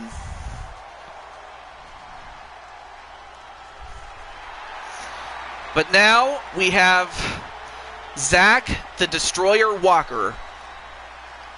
Now, of course, Zach has mentioned that he would like to, well, I still have to go over with Zach on what he wants to do after this tournament, win or lose. And his partners from Valhalla, weighing in at 291 But one thing... pounds, the Destroyer, Zach Jordan Walker. As I was about to say before the announcer guy interrupted me, either way, look how jacked he is. I mean, he was pretty jacked before, but this guy, look at him. His arms are bigger than my legs. This is insane. I've seen 75 overalls beat 90, so I'm honestly not surprised. Well, I certainly was. But then again, this is the Mario Brothers we're talking about. I mean, these are not, like, low-end wrestlers that they faced off against. They're the Mario Brothers.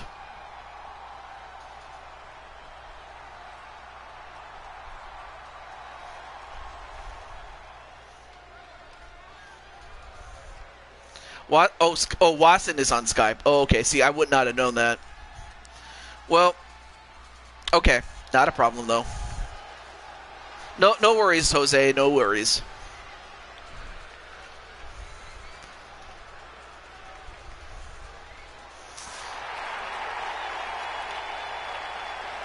But here he is.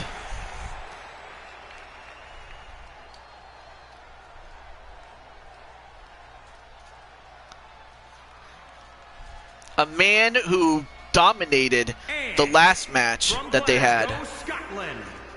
From Glasgow, Scotland. 76 pounds. The Savage, Mike Watson. And, he may be, one who enjoys life, but when that bell rings, he gets serious. I mean, sure, he loves to have fun in the ring, but he can get serious real quick. So, and who knows, we could be seeing the next #1 contender to the Blue Toad Wrestling Championship, held by Kyle Young, or Captain Danger. And of course, as I mentioned before, for those who don't know, Captain Danger won the King of the Ring and has earned the right to face off against Kyle Young at the Super Show of the same name.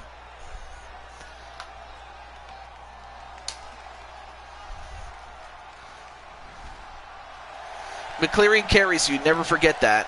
And last but not least, from Carson City, Nevada, weighing in at 335. Oh yeah, that's right. Let me get Clinton.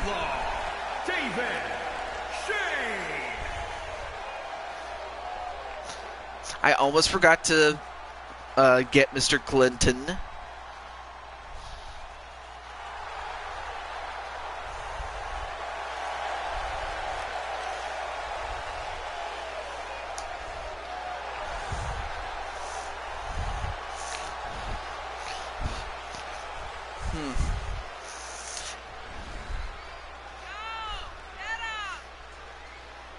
And then, oh yeah, that's right. So we have, for the opposition, we have James Gamer and Beast. And Insane One. And hey, how's it going? Prototype Knight. Yeah, man, how's it going first and foremost, before I go any further? Oh yeah, let me get Mr. Insane One too.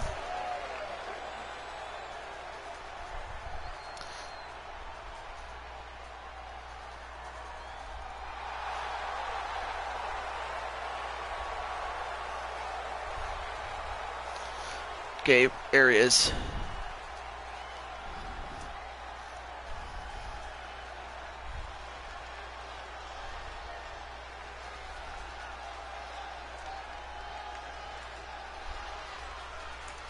It's been going good. Anyway, what's up, James?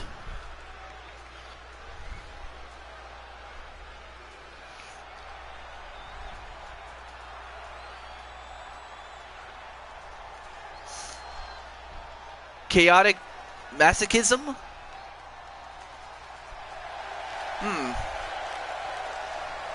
Chaotic masochism. And Well, up next, at a combined there weight you see him. of 986 pounds, MSK. MSK. Of course, they already have championships in their group. As you can see, they have Insane One as the United Kingdom champion. And of course, there you see James Gamer leading the way with that t-shirt, which you can buy on WWE.com. Or WWEshop.com, I should say, excuse me. But then you have the living, breathing Megazord known as B-Super.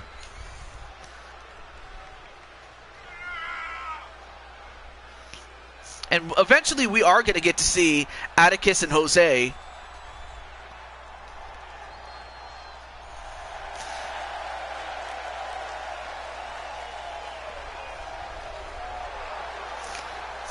I mean, if you ask me as far as James, I don't know what his new look is going to look like. I'm hoping that, that is not what I think it is, but I'll run along with it. But as far as when he was unmasked, he looks really good. I'm not going to lie. He looks really awesome. Anyway, match underway, and of course, it's going to be Clinton and James to start the matchup. Of course, Clinton does have a bit of payback on his mind. I'm doing pretty well, my friend. I'm doing pretty well, and let me know if you or any of your clients want in on this, and I'll make some room, my friend. If you want, you don't have to.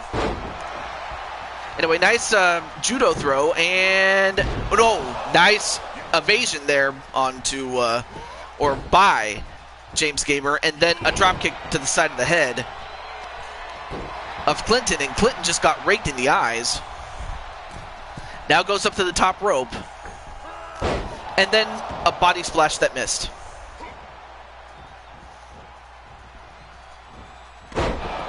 Definitely like those sunglasses, though. And then a DDT onto James Gamer. Now tags in the Destroyer.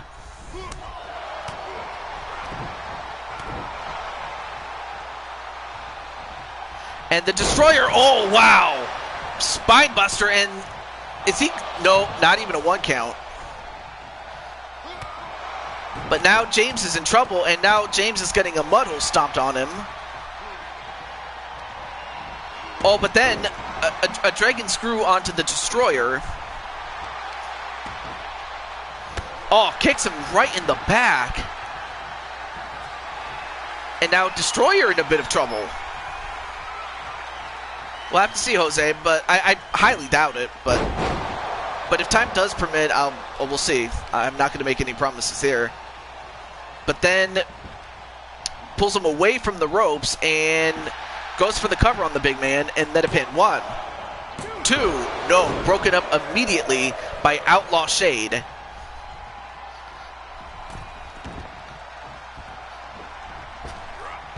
And, oh, nice move there with the ropes there on... And now all hell breaking loose.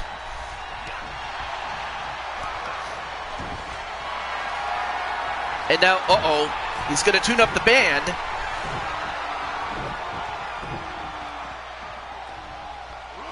Oh! He gets all of it. But then drags him away, gets him to the center of the ring, and then pins him. 1, 2, nope, broken up by the pulp of Dilligaff. And then the Pope gets thrown over the top rope.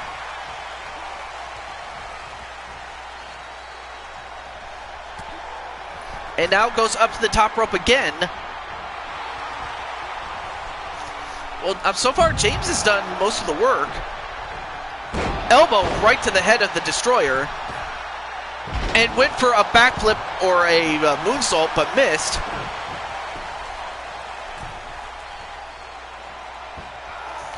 And now, wait, what's he doing here? Oh, now just wrenched on the wrist there. And then a headbutt. Man. I mean, I know that some people said that James Gamer has a hard head, but I didn't really think he meant it literally. And now a pin. 1, 2. Oh, we almost got him. Both men are going to need to tag out if, because if one of them falls prey to the other. Now he tags in the Beast. And now let's see if the Beast can finish the job here on the Destroyer. And, he's got him up. Where's he going to drop him? He's going to drop him outside. That's what he's going to do.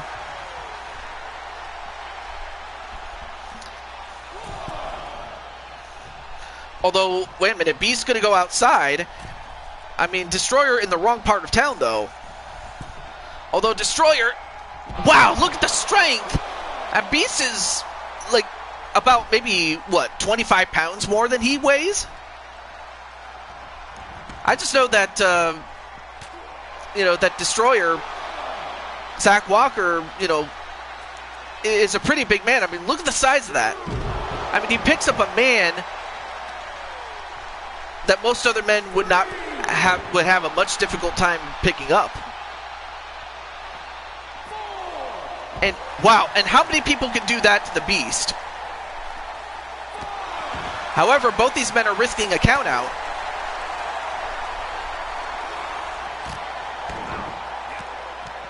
And now Beast just stopping a mud hole in him. Well, now both men get back inside. Oh! And then only for the Beast to get speared. And a pin. 1, 2. Oh, and a kick out though. But then Insane One thrown outside the ring.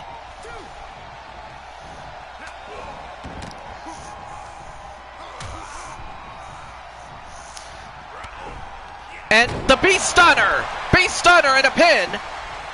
1, 2. Oh, broken up by Clinton. Just barely, though. And for Clinton... Yeah, Clinton getting a backbreaker for his trouble.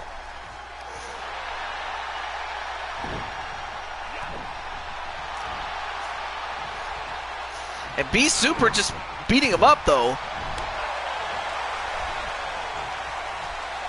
And look at this. An electric chair drop, though. Well, now Destroyer is going to need to tag out eventually.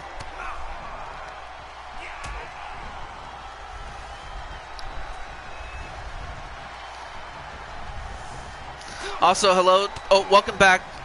The Mices? Themesis? How do I pronounce your name, though? Oh, no, wait a minute. He's got the full Nelson, though.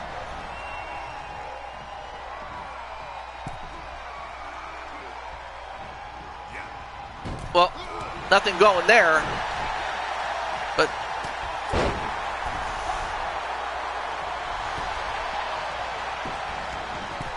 wait, 1, 2. Oh, broken up by Sonic the Hedgehog. But man, so many people in the ring. It's like all hell breaking loose here.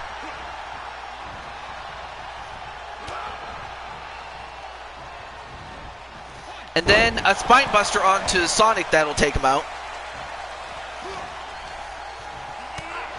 But then the Beast comes back and sends him in the corner. Oh, now tries to pull the arm off. And again, now the opposite thing. Like, how many people can do that to Zach Walker, the Destroyer? And then elbow him.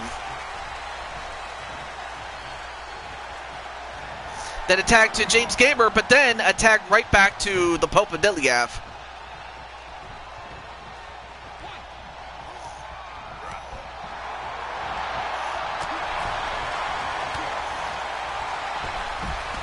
Oh, turned his back on Clinton. You don't want to do that. I mean, how many guys have done that to Clinton and turned their back on him? That's what is going to happen.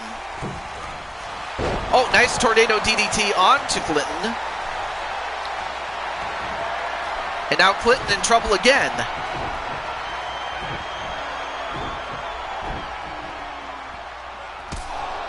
And he gets it full flush. And is that it? 1, 2. Nope. Yeah, of course, Captain. Definitely. And by the way, Captain, you do have a match today.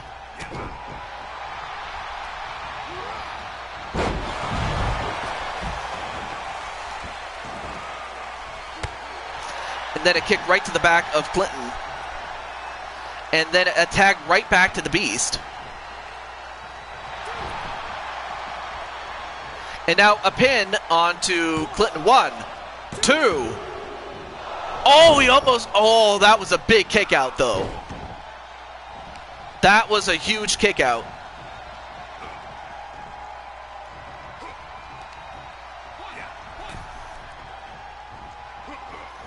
And a slam onto Outlaw Shade, but then goes right back to Clinton and clotheslines him on the top rope.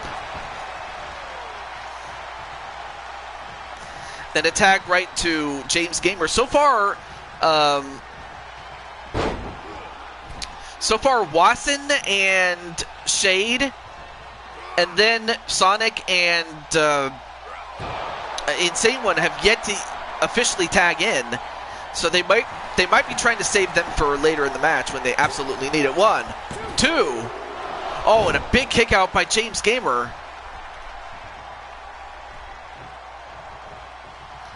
No, we're not going to have a giant egg, I can tell you that for sure. And now going for the walls of Dilligaff. Oh, but then broken up immediately by the Beast.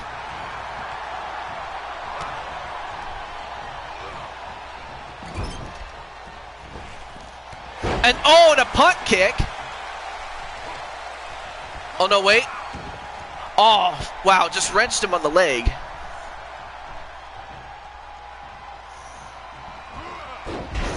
And a hammerlock suplex, I should say, excuse me. Now sets up Beast in a tree of woe.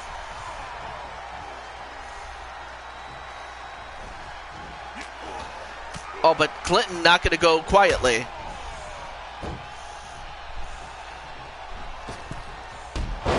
And then, ooh, nice enziguri from off a slingshot. And a tag right back to the Destroyer. And now finally a tag to Sonic the Hedgehog. I had that Survivor Series on VHS. And now Sonic caught in the full Nelson. Oh, and then saved by Insane One.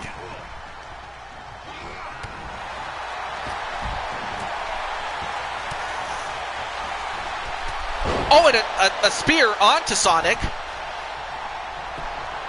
And now a pin. 1, 2. Nope, broken up by James Gamer. James Gamer showing us the type of leader that he is, the team leader that he is.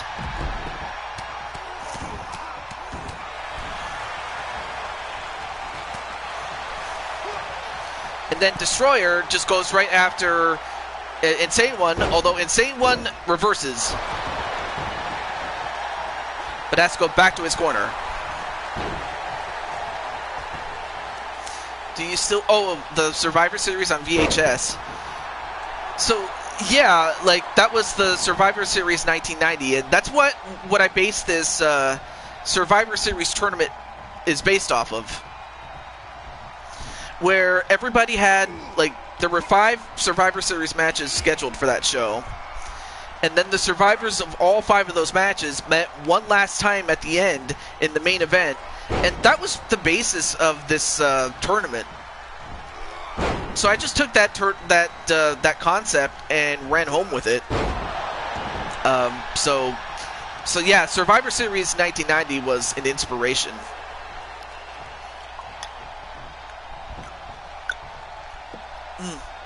Good water, though. Anyway, a pin onto the leader. 1, broken up by the Beast.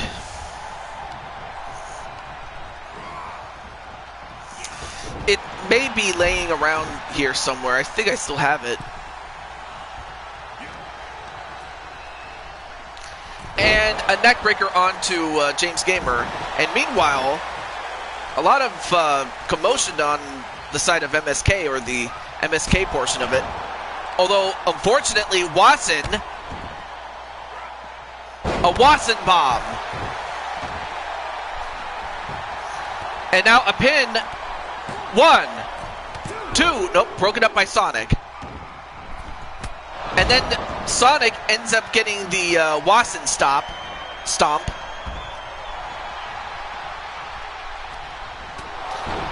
And then a European uppercut.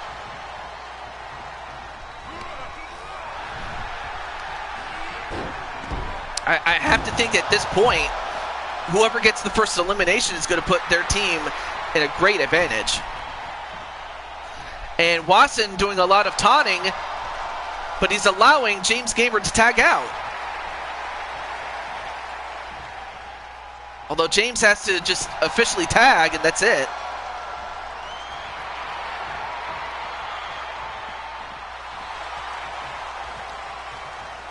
Okay, don't tell me we got stuck, though.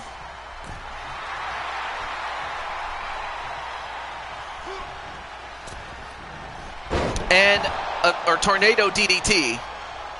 Okay, well, now he tags in Sonic. Well, now let's see what Sonic can do. But yeah, definitely NWO definitely drew the needle. It definitely, moved the needle is what I meant to say, excuse me. Because there was nothing like the NWO before it. There really wasn't.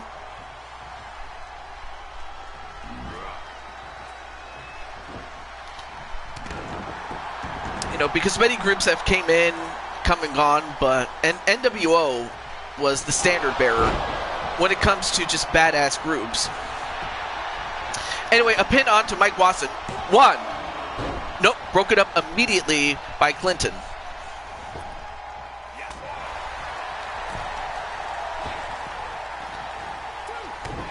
And Clinton has to get back to his corner.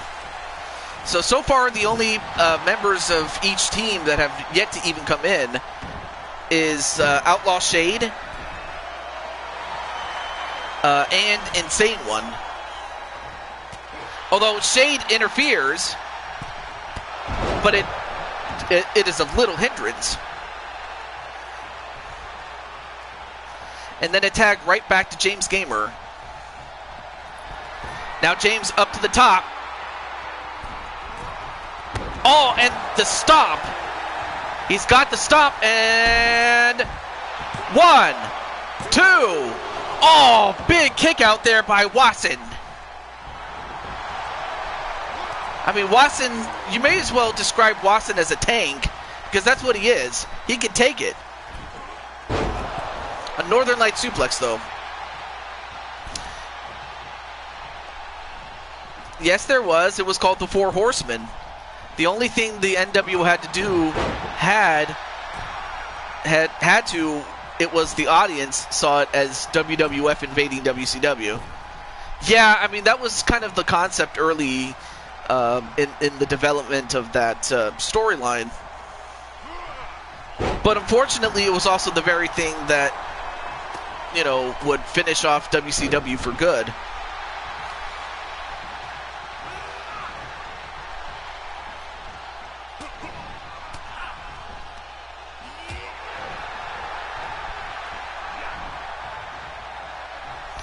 And now, oh, wait a minute, Sonic, drops him on his head. And of course, let's not forget that Sonic had that epic matchup between himself and Mopman. A match that I consider, you know, match of the year. And now a pin onto the Destroyer. 1, 2, 3. No! Another near fall.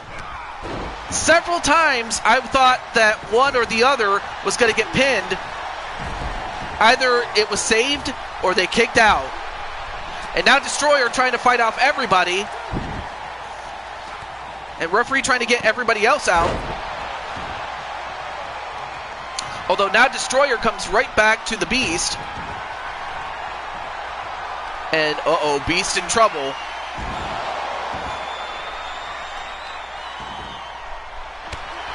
Oh, now he's got him. Can they save him? Oh, yes, they did. They did, but just barely, though. But I don't know if they can save him from the pin. 1, 2, 3, and Beast is eliminated.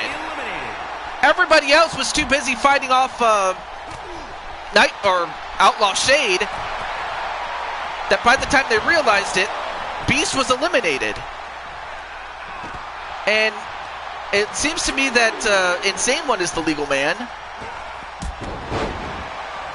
And he's trying to take out Shade. Oh, terrible break, though, for MSK. And now a tag right to Wasson. Well, now Wasson goes right after Insane One. Oh, and then sent right into the post was Shade.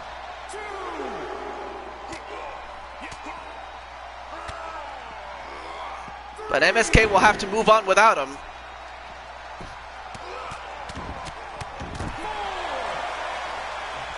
And now it just turns into a street fight, man.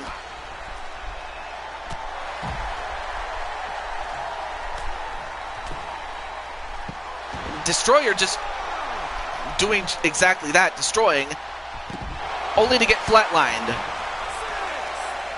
But Insane One has got to focus on getting back in. But Wasson, well, now Wasson finally gets a hold of Insane One. But he's still too fixated on the Destroyer, and he's destroying him. But now Insane One finally gets in. But now they got to find a way to take out one of their opponents, and this would be a good time to go do it. 1, 2. Nope, broken up by Clinton.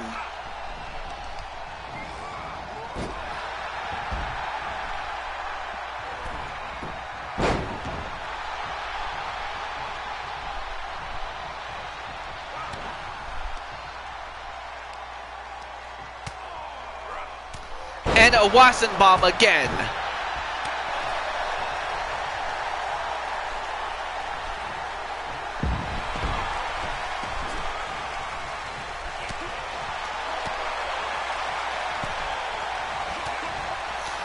Anyway, now Insane One. Oh, nice backflip off of the ropes, and then an elbow. Sorry, I got distracted by some of the messages that were popping up. I would rather not want to repeat it. And anyway, a pin. 1, 2. Oh, and a kick out. And Clinton missed his mark on breaking it up, but Destroyer kicked out anyway.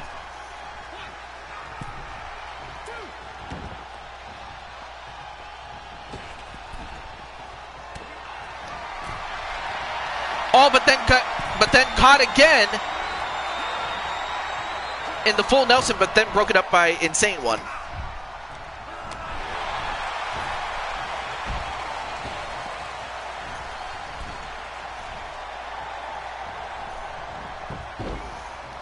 And now he pins him down. Does James Gamer, and then just stops him in the back. And then nice body splash, and then a pin. 1, 2. Nope, broken up by Outlaw Shade. MSK have themselves a high, uphill battle is what I was about to say. It's not impossible, but it's not helped when they already lost the biggest guy that they need.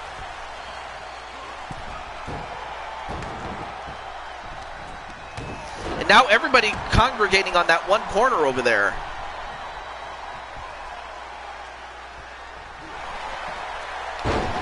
And then dropped on his head was Destroyer. And now wait, 1, 2, and broke it up again. And Clinton doing a great job with protecting his teammates. Only to get thrown over the top rope for his trouble.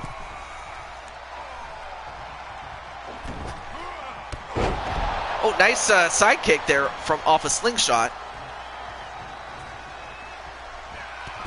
And then a spinning heel kick. And Sonic, dude, you better stop him before he tags out. He does. And now Outlaw Shade in the ring for the first time ever. I mean, they've been saving him for a while. Oh, nice axe kick, especially with those spurs on. And Outlaw Shade.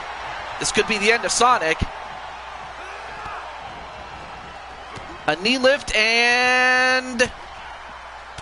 Oh, no, wait. Nice counter there by Sonic.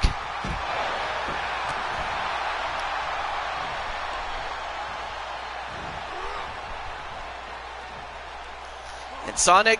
Oh! Suplex pile driver.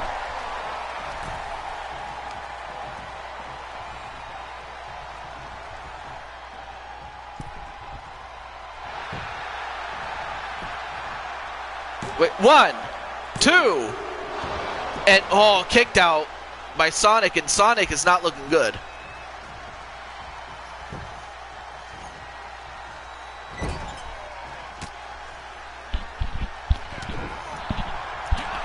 And Outlaw Shade just proving to be a bit too much, but he's a big guy, I will say that.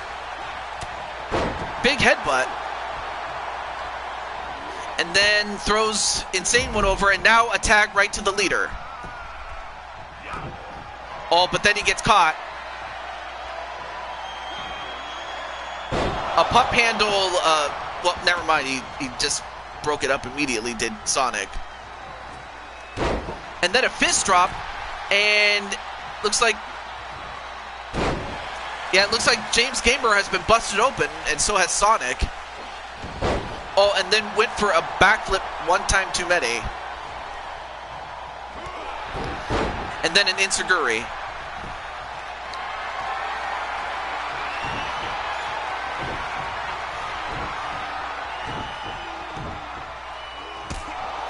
And then gets him flush, but is that enough to keep him down?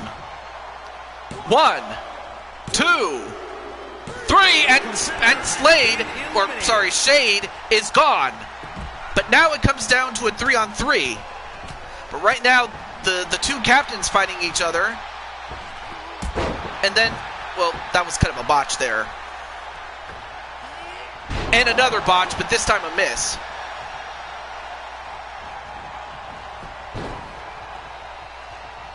Now tries to pin him.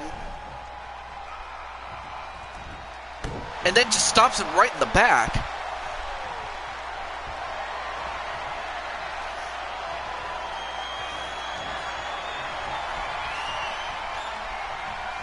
Oh, but then gets him in a hammerlock. Oh, gets out of it, however. And a snap suplex. And then apparently Atticus was laughing at the fact that Shade gets eliminated, or got eliminated. Now a pin. Wait, 1, 2. Oh, whoa. Can't wait for you and your partner. Yeah, you, Feck, and 2 other partners. Then that's what's going to be. It's going to be you guys against. Wait, 1, 2.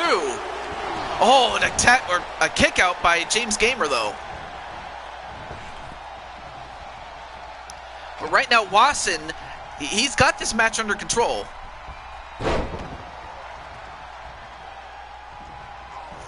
Now tries to take the arm off or wrench it off. But James is not looking good.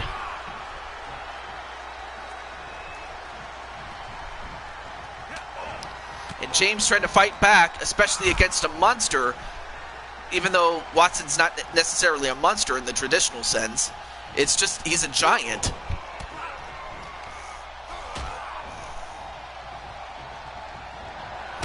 And the Watson stop. He's got him. But is that enough? 1. Nope, broke it up immediately by Insane One.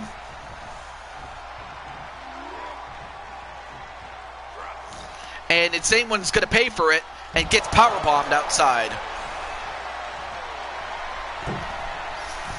Oh my goodness. If he hits this, this could be it. Oh no, wait. He's waiting for him to get back up though. And, well, Sonic tried to intercept, but too little too late. And attack right to Clinton Cage, or Clinton McCleary, excuse me. And now Clinton going up to the top.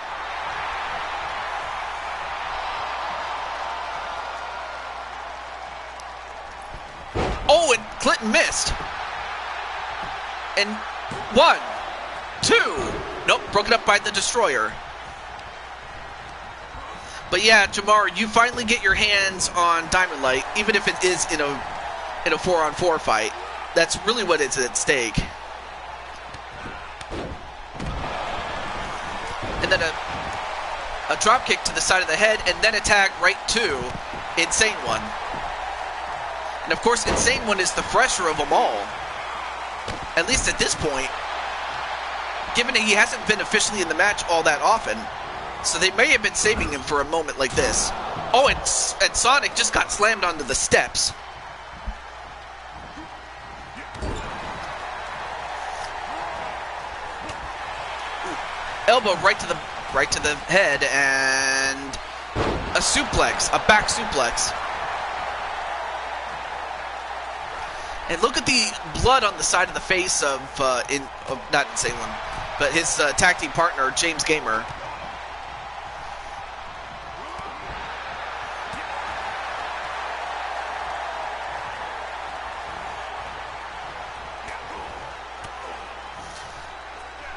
Oh, but Clinton's still in there.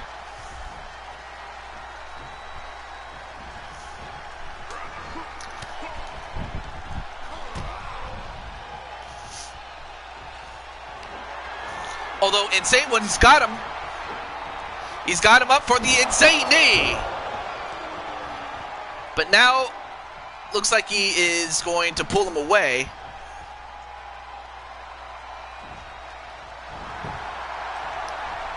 And a pin. 1, 2. Oh, and broke it up just barely, though. Oh, well, Insane One gets a hold of him and takes him out. Then turns his attention right back to McCleary and suplexes him. And a moonsault from the first rope, although that kind of missed, though.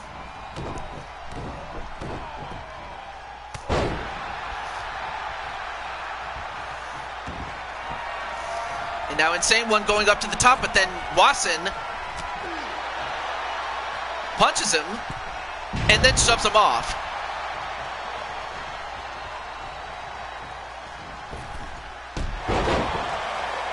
And then a kick right to the side from a slingshot.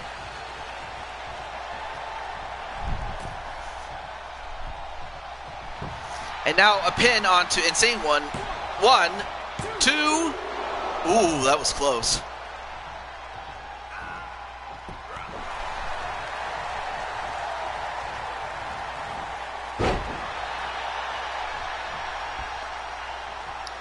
And then attack right to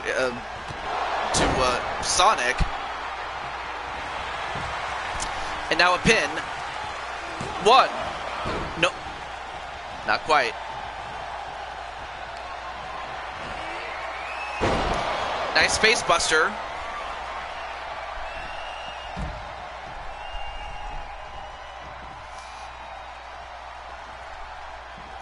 And drops him head first, does Sonic onto McCleary.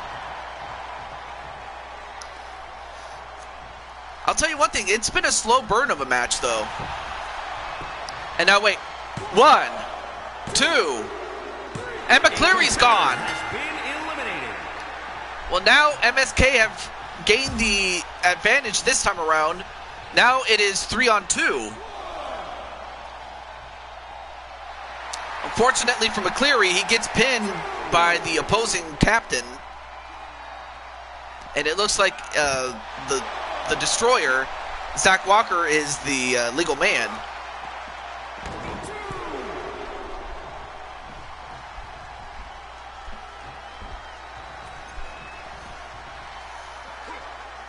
And Destroyer, well, he was about to go after James, but then he has to take out Insane One, which he does. But then the leader just comes from behind and takes him out. And now he's got him in a triangle choke, but even if he tapped out, but it does not count. And then Watson comes from out of nowhere and then drop kicks him. And then Watson gets chased back to his corner. However, both legal men come back in. And a two-handed chokeslam. Then attack to Mike Watson.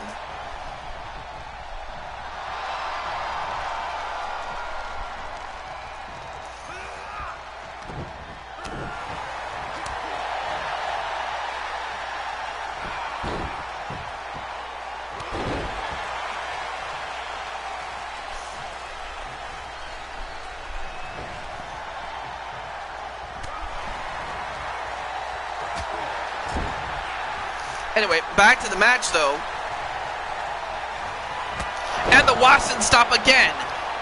This time to Sonic, and yeah, broke it up immediately. Too close to their corner.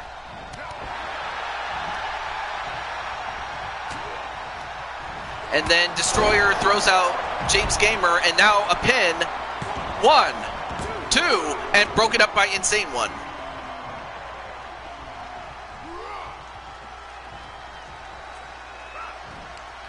And Insane One powerbombed out of the ring again.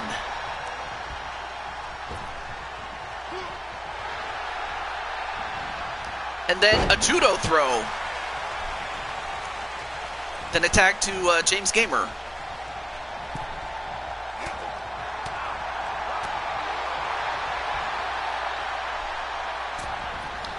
And another tornado DDT.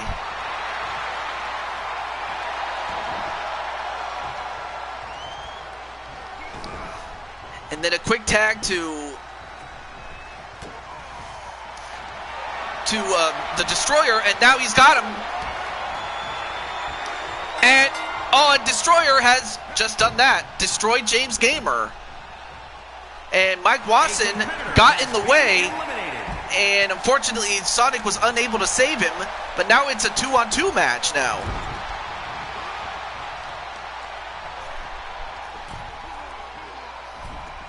I have a feeling that James Gamer's not going to be too happy about it, and quite frankly, B Super's not either, and neither is Outlaw Shade and Clinton.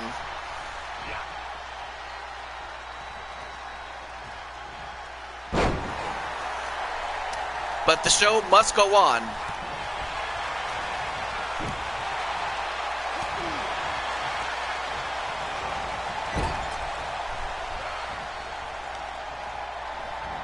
Sonic hit a wall and had his rings fly everywhere. Oh, big uppercut onto Sonic and then attack to Mike Wasson.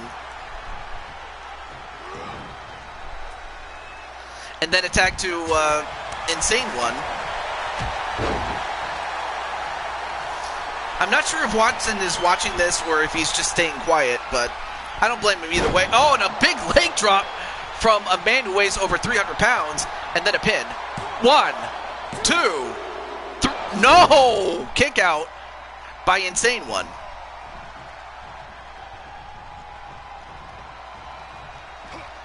And then a back suplex onto Insane One.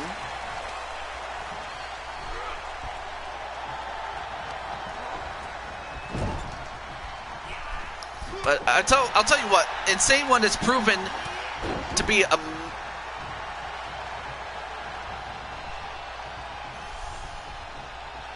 Wait. Well, if he's not staying quiet now, he will be shortly. Although he might be staying quiet after this, the insane knee, and now a pin. Oh no! Wait a minute! He's got his feet on the ropes. 1, 2, 3. He got him. Oh man, that's huge. Well, I'll tell you one thing. I think he's going to be flipping mad is Watson, but now Destroyer is all by himself, and unless he does some destroying, he's going to get destroyed by these two men. And I have a feeling that James is going to say, hey, get rid of those two. All right. He's like, hey, you two get rid of the Destroyer. Or not, as the Destroyer just ran out of gas, as MSK, or what's left of them, Sonic and Insane One, move on.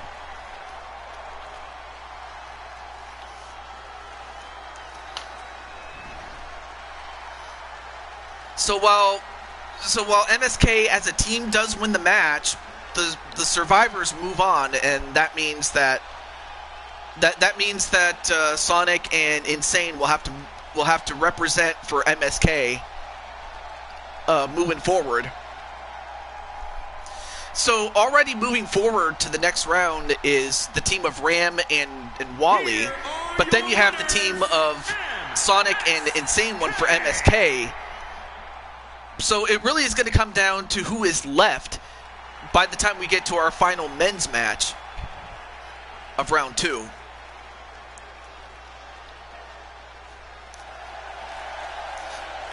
Now, of course, the leader and the Beast are in good spirits. They're going to support their teammates as much as they can from here on out. But yeah, Captain Danger did call that MSK was going to win. Okay, so up next, we have Captain Danger defending the UFC Championship. And of course, I have to think that James is going to want to be the manager of whoever wins the tournament, if MSK or what's left of them wins. Anyway, so we have the UFC champion and the #1 contender and the King of the Ring, Captain Danger, defending the UFC Championship, as that is the one championship he has, and of course he, every now and then he's obligated to defend it from time to time. And his opponents include the likes of, need I say more, The Undertaker, a man who debuted at this event in 1990. Then, of course, you have, yes, Eric Bischoff, a new look Atticus Black, and Joshua James. Now, I would have contacted Joshua, but he said he had to go to bed, so let me just... Actually, no, I'll share this after the show's over, so that way I can just timestamp it for my good friend Joshua, so that when he gets up and he watches it, he just watches his match.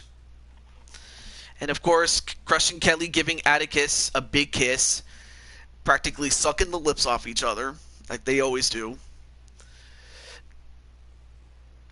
But on we go. So the match is simple. Well, I'll make it as simple as I can. But first, let's introduce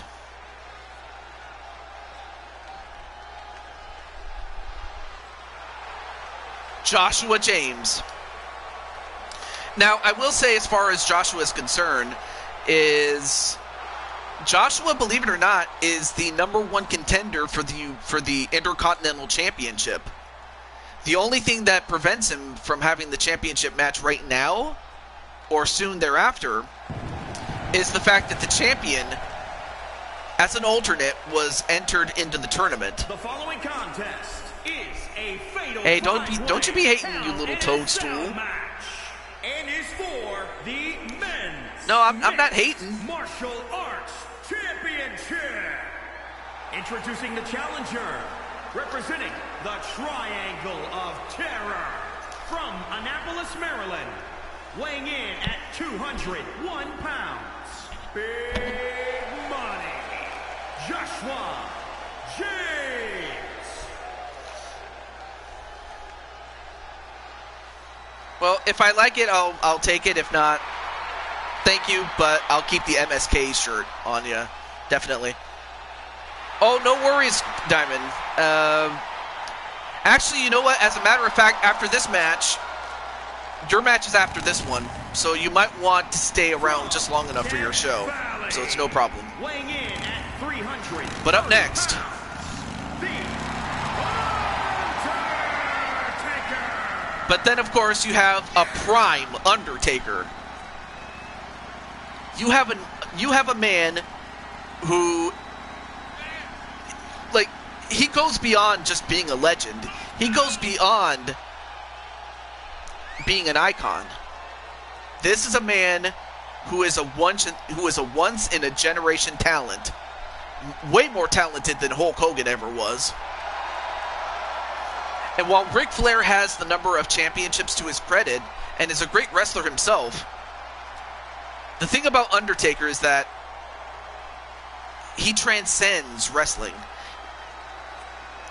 And that even the most casual of fans, or anyone who's a non-wrestling fan, would know who the Undertaker is.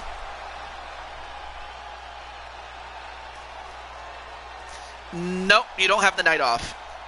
I was just running off of on Undertaker's accomplishments. It's like, anyway, no, you didn't have the night off, so you actually have a match after this, my friend.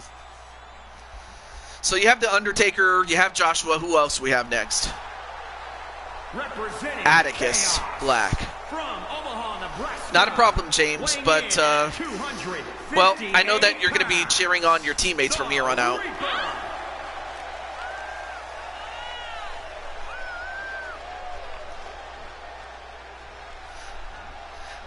Now, of course, Jose already has the Universal Championship.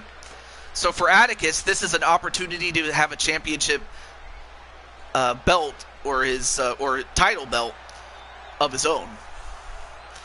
Yes, this is round 2 of the tournament. Yes, this is round 2 of the tournament. So, and you are going to be facing off against Jamar on the opposite side. And the fourth and final challenger, and probably last and least, before we get to the champion. Oh no, I'm sorry. We have the champion. Okay, I guess I thought for a moment Eric was gonna come on in, but no, it is the champion. Sorry. But there you see him. The #1 contender to face off against Kyle Young, the Blue Toad Wrestling Champion. From Indianapolis, Indiana, weighing in at 244 pounds, he is the men's mixed martial arts champion, the Captain, Aaron Wyatt Danger.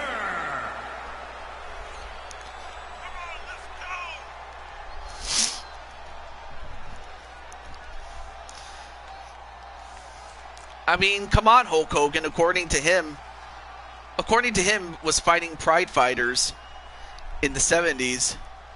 Yeah, he is a pathological liar. I mean, like, he could say he served in the army, when really the only thing he served was himself. He can say that he owns a gun, but the only gun he's shooting, are his 24-inch pythons, which now have been reduced to now, I say, 15 inches. Although one could say he doesn't have any pancake mix, so, you know. Of course, that also is one of the unfortunate side effects of having, or having taken steroids, is that he has no more pancake mix. And then, of course, you have the group that he was once, not just a part of, but he was the founder of. But this is the man who put the group together behind the scenes, and that man is Eric Bischoff. Representing the NWO from Detroit, Michigan. Yeah, well, he works out. He just works out on his lies. That's what he works out on. He tries to work out, like, okay, well, what tall tale am I going to be able to tell? That's what he's going to be working out on.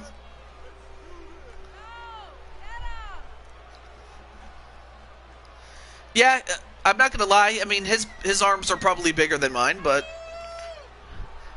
my arms are not chopped liver.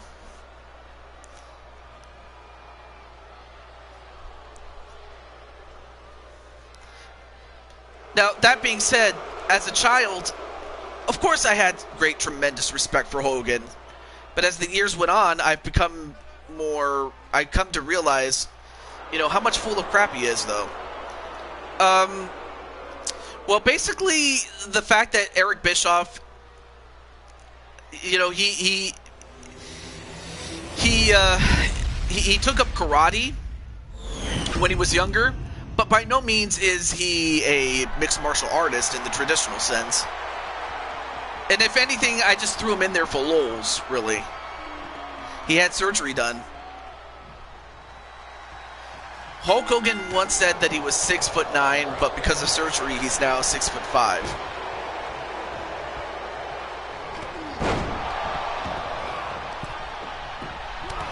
And in the meantime, Undertaker just beating the toss out of you know, Captain Danger. I mean, what would it say for any one of these other guys to be the guy that forces the #1 contender to be knocked out or tapped out?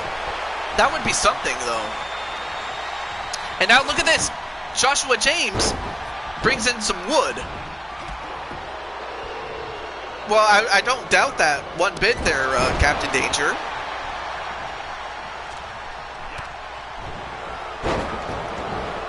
And now, well, both Joshua... Oh, whoa! I don't know if you saw that, but Eric Bischoff just landed on his head, and he falls out of the ring. And now, wait, a submission attempt onto Undertaker, but then Undertaker gets out of it, though.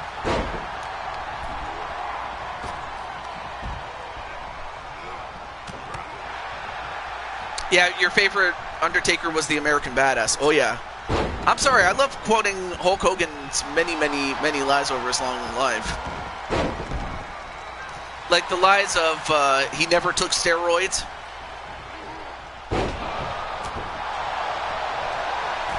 And now Eric Bischoff trying to escape, only to get a Death Valley driver for his trouble. And also, let's not forget another thing I should mention is that Joshua and Atticus have been opponents in this matchup, in this match type before. And the last time that this happened, it was one-on-one between Joshua and Atticus, and Joshua got the win that night. So I have to think that in the back of Atticus's mind, he's got to think about that. And now Hell's Gate by Undertaker or a triangle choke, but then escapes from it.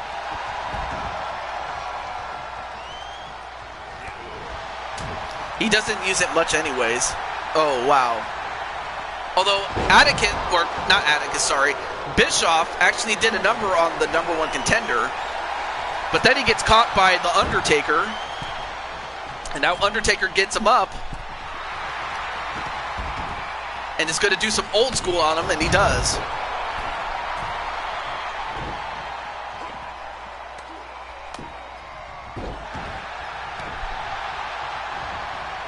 And somebody got busted open. And, ooh, nice move there by Eric Bischoff.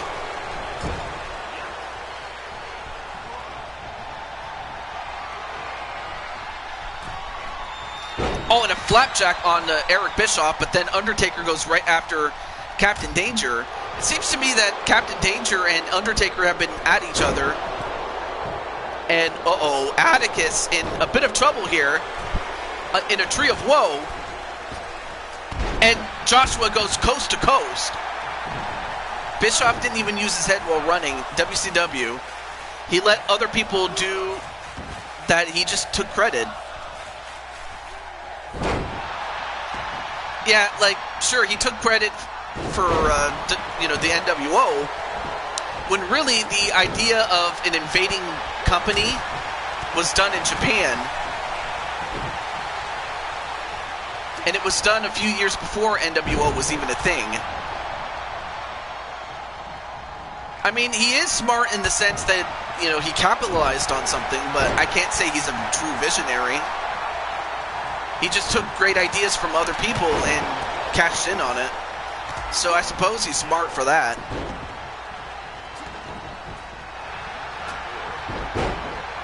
Anyway, nice arm drag there onto Atticus. But then Joshua gets thrown over the top rope. Now, of course, the one thing is, when it comes to this type of matchup, you got to keep your head on a swivel. And now a shoulder claw onto the Undertaker. But the Undertaker gets out of it. Eric is also a liar, like Hulk Hogan. You know what? I don't doubt that for one bit. I really don't. Right now, Undertaker having his way with him. Although I have to think that if you're Captain Danger, you would much rather have Lady Danger do that. But that's another story for another time. But yeah, Atticus and Joshua going right back to where they left off in their last encounter. But they're not only fighting each other, they're fighting over Eric. And then a spear onto the Undertaker.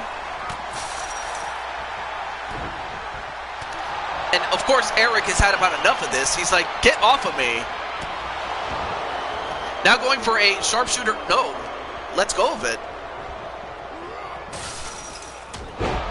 And then a Superman punch onto Undertaker.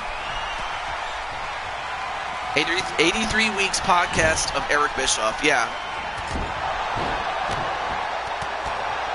And now Captain Danger getting his comeback on Undertaker. Trying to get the win back from his sales. But then, now goes up to the top. Elbow drop. And Eric just getting the piss beat out of him.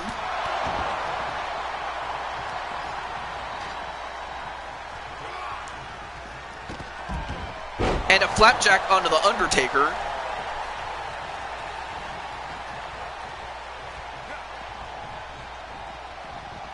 And then, Atticus just got sent and knee first into those steps.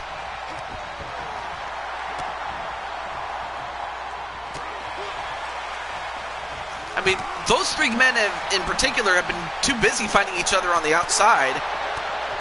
They could just very well allow Undertaker and Danger to win the match, either one of them. Yeah, I don't listen to someone like Eric change the story to make himself look good.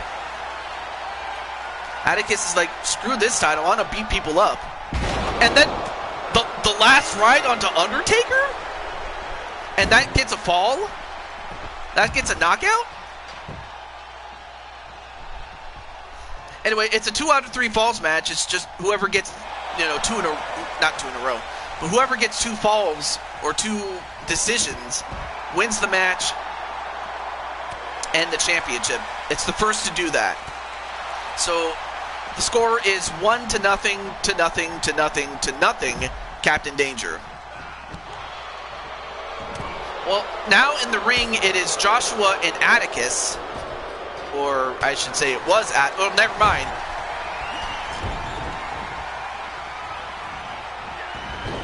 And then an arm drag on Atticus. So Eric Bischoff's still outside, but now it now involves Captain Danger and Undertaker. And, well, I have a better name for this move. It's called the Golden Arrow. He doesn't tell the truth and gets, I think you meant to say gets blamed for it. Now a submission attempt onto Atticus, and is Atticus going to hold on? Yeah, he does, but just barely, though. But then Joshua gets a hold of Captain Danger and hits the Shutdown City. Not enough to get a knockout, though, but now Joshua turns his attention to Captain Danger. And Undertaker still beating up on Eric Bischoff. And then Undertaker breaks up the submission attempt. Now all 5 men back in the ring, finally. And a submission, there's 2 submissions going on. And a submission onto Captain Danger, and Captain Danger taps out. So now the score is 1-1, 0-0-0. And the tie is between Joshua James and Captain Danger. And then the Danger Cutter, but then Undertaker just punches him out of nowhere. But a Danger Cutter onto Joshua.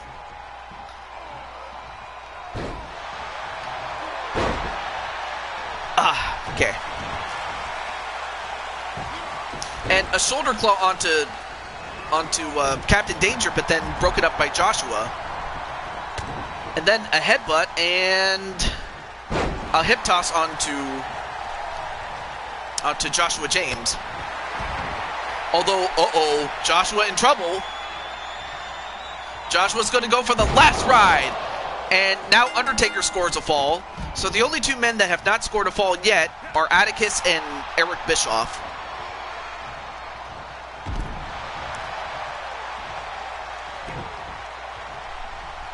Oh, he tells the truth for stuff and takes the blame for it.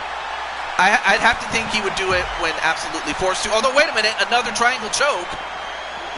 But this time on to Atticus, although broken up by Eric Bischoff. Probably did the smartest thing he could have ever done. Although I don't think it was smart to beat up or to break up something by The Undertaker, though. Although Eric is going to pay for it. A double cutter.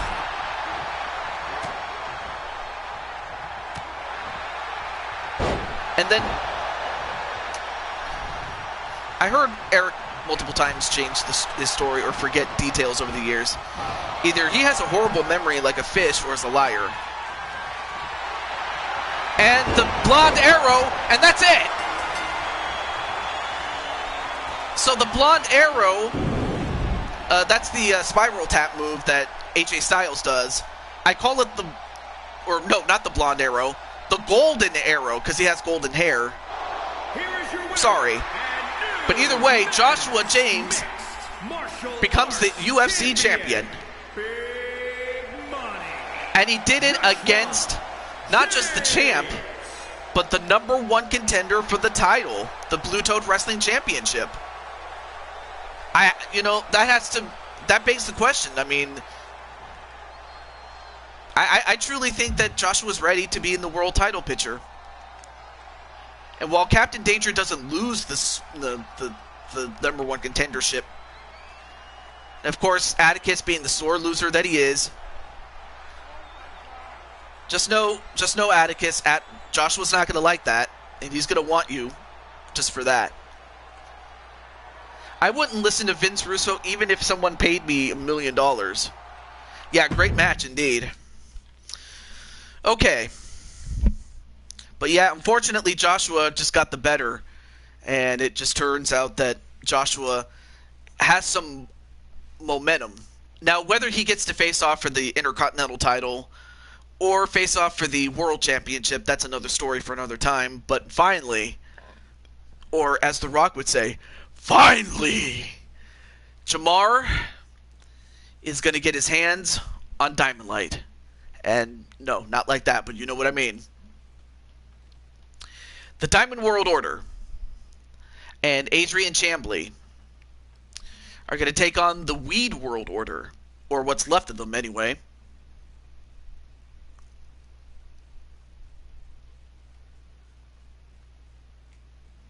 Sometimes it's better to have friends than to make enemies, I'm saying. So it's the Weed World Order, as I said, or what's left of them. Their partner from the first round, Wild Matt Outlaw. Of course, if you want to send in Wild Matt Outlaw or let him know, it'd be nice.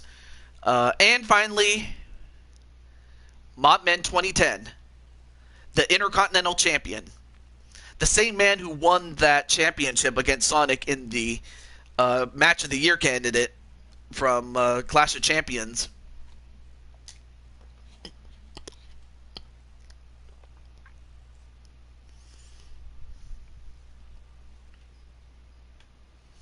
Okay. Oh, yeah. We just let Mr. And Captain Danger going to go for the DWO. All right. Let me see. Is Jamar here?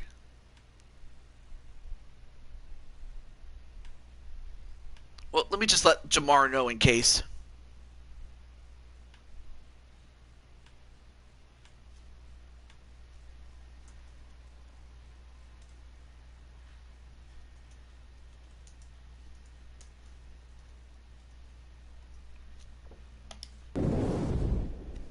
Okay. Also, at the very least, let me just let Diamond Light know.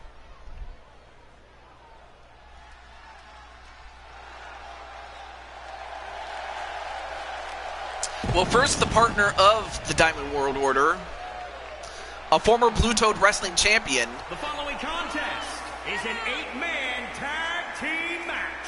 Introducing first, from Redondo Beach, California, weighing in at 195 pounds, Adrian Also, you can't hype up. You know what? That's true. Also, you can't hype up me and Joshua facing off before and not expect me to do something if he won. You played it into yourself. You know, that's true. I did. But I'm also, trying to be impartial, so that's also part of my character. I don't know if you knew that. Anyway, to answer your question, who is this guy? He's my good friend Adrian. Adrian is a longtime good friend of mine. In fact, I've been friends with him for the best part of 7 years. 7 years I've been friends with him. I've been friends with him since 2015. But now, the Championship Dynasty once again. At a combined weight of 740 pounds, the NWO!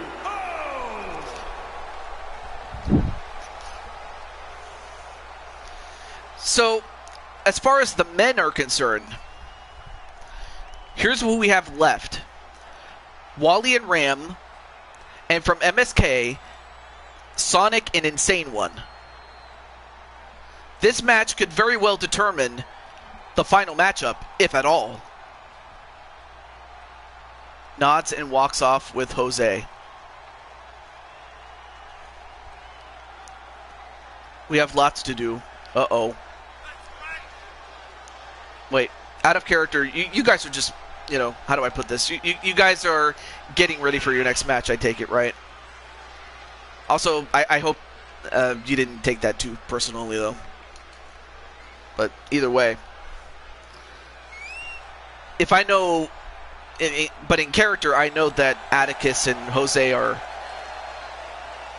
looking to get their first match under their belt as a team.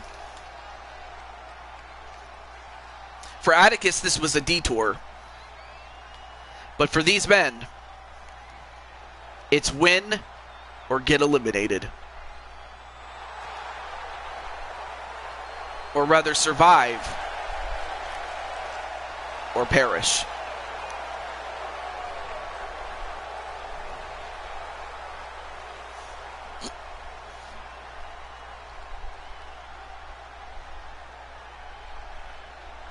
You know, yeah, it seems to be a trademark of Chaos Reaper, of course. I hope you get eliminated. Wait, who? Just so you know, I'm not in the match, by the way. I was in the match early, but not this one.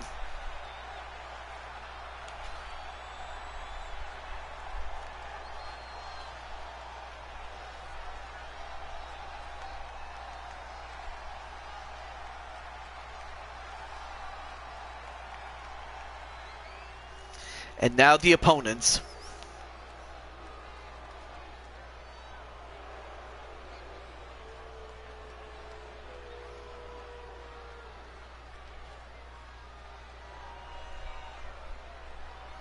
First off, the Weed World Order. And at a combined weight the of WWO. 456 pounds, the NWO.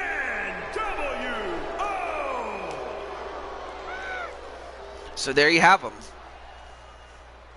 You have Feck, the leader, and Jamar. And of course, Cruz, unfortunately for them, got eliminated. And of course, the DWO, or not the DWO, I'm sorry, the WWO. I mean, their teammate did lose to Joshua. So for Joshua to win the previous matchup, because he did win the matchup against Cruz, kind of just shows that Joshua is stepping up his game. Anyway, that's nonsense, Captain. I've lost to you plenty of times, and I never attacked you. I was never pinned or submitted or KO'd. So to say I lost is an exaggeration. Oh. Well, that is true, and you know what?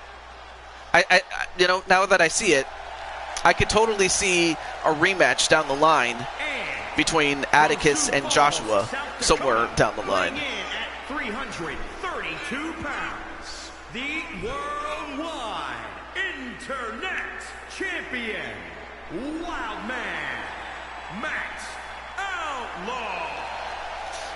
But then, of course, Atticus has a lot of good things to say about this man right here, Wild Matt Outlaw. And of course, Wild Matt has had his feud with MBN John. However, with MBN John out of the way, all he has to do is worry about the competition in front of him.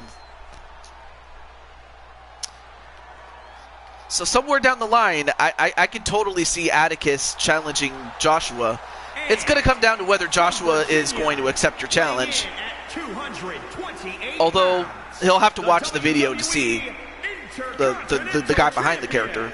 The hardcore icon. Yeah, you have a lot of world orders in here, I know. But then you have Mopman 2010. And like I said, he was the guy who beat Sonic in that match of the year candidate at Clash of Champions and became champion there.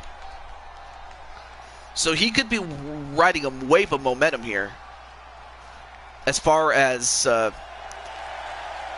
possibly moving up to the world title. So a lot of guys are positioning themselves with got business with Jose for now. That was simply a message saying that I'm not done with him yet. Oh, Joshua, you mean? Yes. Although, the big ending, a la Big E. I'm not sure. Well, that's a good move, though. The SWO. Yeah, but when it comes to World Orders in general, it all comes down to the OG version.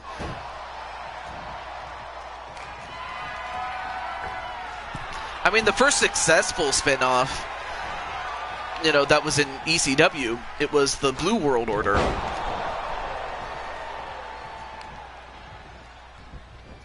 But yeah, within Blue Toad Wrestling, we had the SWO, the Shield World Order. I can't talk. And then, wait, a roll up. Nope, not even a 1 count. I mean, whoever loses the first fall, I mean, that doesn't usually mean that they'll always win. Or I'm sorry, that they will always lose. Oh, but now the two leaders of the World Orders are fighting each other now. But we all know that Jamar wants to get his hands on him. We all know that. And a sidewalk slam onto Feck. Now goes up to the top rope. And then a quick tag to Jamar, and finally he gets his hands on him. And finally Jamar gets him. He's finally got him. Oh, he was going to stomp his guts out.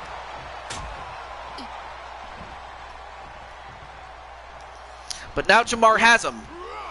And then a poisoned Rana.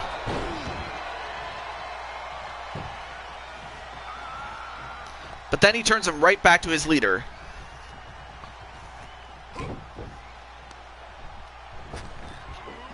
All right, so once Jamar gets settled in, we might get a word from him, although, the curb stomp. And then, turns it over to Wild Matt Outlaw. And that man's a house, although right now it's Diamond who's in trouble.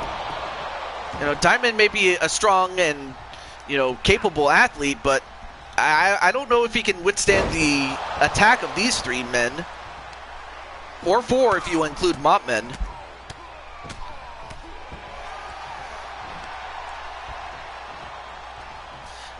You know what? That's true, because they've had splinter groups, and then they've also had a number of men, past and present, that have been part of it. Like, you had the OG version with Prince Devitt. Then you had AJ Styles. Then you had, who else did you have? Then eventually Kenny Omega came in. And then Jay White.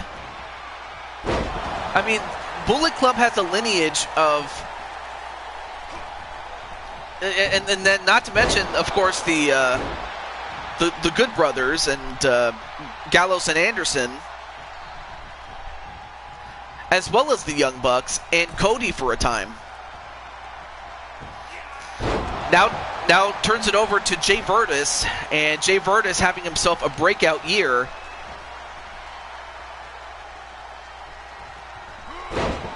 But of course, if you're Jamar, the last thing you want to do is completely be blinded by rage, that you get yourself in trouble, and now he's in trouble. But Jamar gets out of it. And, yeah, tags in the big man.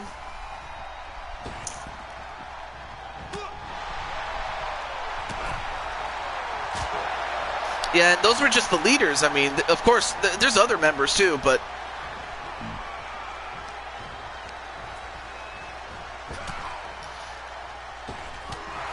I mean, heck, even Kenta. I mean, Kenta also joined Bullet Club. Although, the less said about that decision, the better.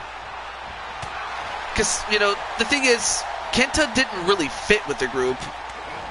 But, hey, they made it... Hey, I guess they wanted to try something different.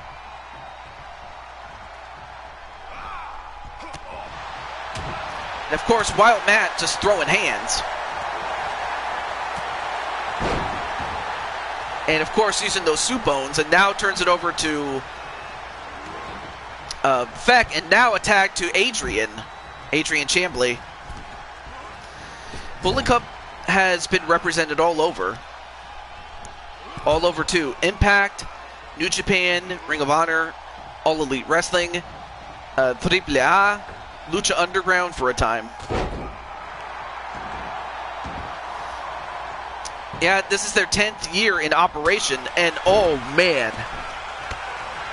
And then a kick right to the side of the head of Adrian.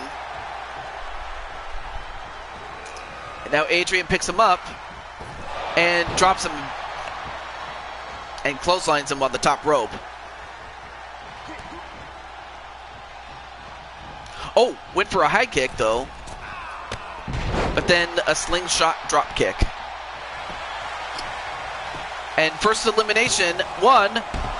No, kick out by Adrian. I mean, Mr. Chambly just... AJ, Finn, and... Oh, yeah, the Live Club. Yeah, but they also had the OC, and then they also had the Balor Club.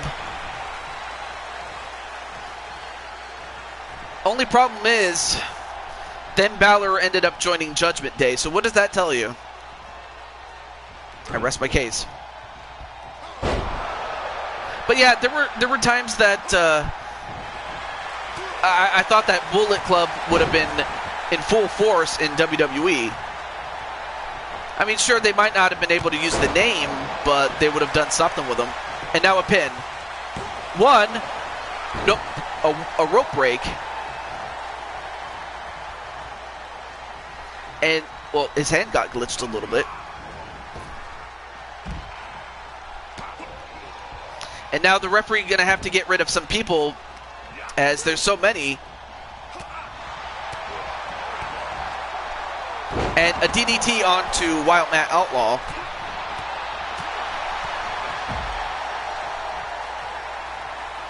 And right now, Adrian, the former world champion, taking on the Intercontinental champion.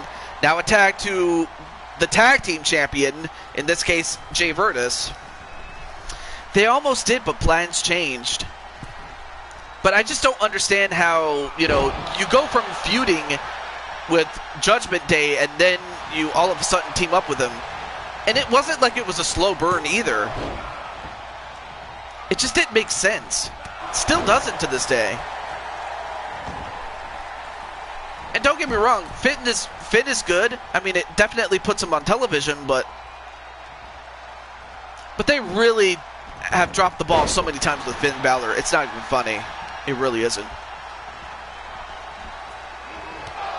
And then the clothesline from Mobman. Uh-oh, now he's got the claw. He's got the claw on Jay Virtus, and although Jay Virtus, I'll tell you one thing, he's showing how tough he is against the Intercontinental Champion. Anyway, back when I did my wrestling podcast, I formed a faction with some friends in Britain and Ireland called the Bullshit Club. Wait, you were a wrestler? IRL? Atticus? I didn't know you were a wrestler. And now wait. 1, 2, and a kick out by the Intercontinental Champion. No. Wrestling podcast. Yeah, I know you said wrestling podcast. I just wasn't sure if it was part of your deal as a wrestler or if you were just talking about wrestling, but okay. That makes sense then. I'm not sure if you have that podcast still or if it's only on Apple or, you know, in the Apple Store or something like that. But now it looks like Jay Virtus has now been busted open. And Mopman just working on the legs.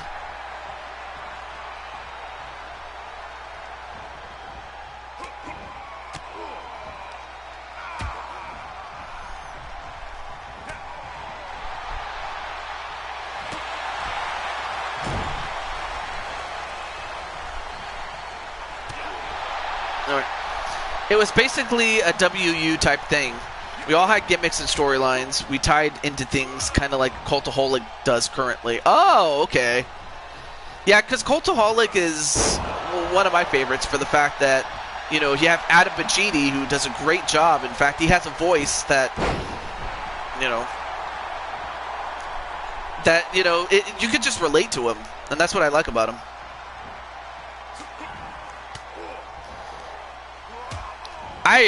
Wow. I just, again, it just goes to show. It's like, if that was the plan all along, well, I mean, I understand that plans change at the drop of a dime, but, you know, it just goes to show that, well, anyway, broken up by Diamond Light, although Diamond Light just paid for that big clothesline. And now, wait, 1, 2, nope, broken up by his tag team championship partner, Najee. Still nobody eliminated, but right now, Jay Virtus is in trouble. That's where the Chaos Reaper came from. Also, El Burrito Loco and the Youngblood character on my show. Oh. So before that, you were just a nondescript character, and, you know, that's just putting it nicely, though. Because, I mean, before I was the Blue Toad, I was just, you know, I was just myself. I wasn't the Blue Toad that more or less people know more or less today. I was nowhere close to that. I'm going to bed. Good show, TJ. Not a problem.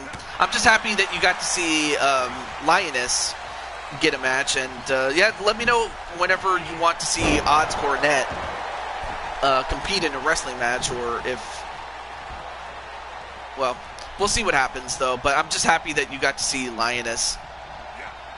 Although Jamar gets a hold of Chambly.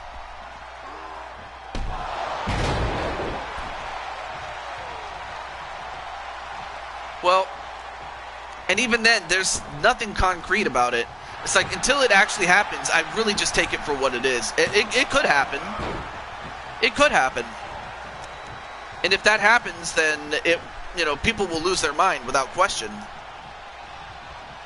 Although, wait, a Bulldog onto Diamond Light, but then Wild Matt Outlaw just got kicked in the head, only for him to come back and deliver a Bulldog. Right now, Wild Matt is just beating people up. But yeah, I mean, definitely of course I was always a Blue Toad, but I never fully developed it until later on. But that is interesting where you got the character of Chaos Reaper. And I seriously mean that, though.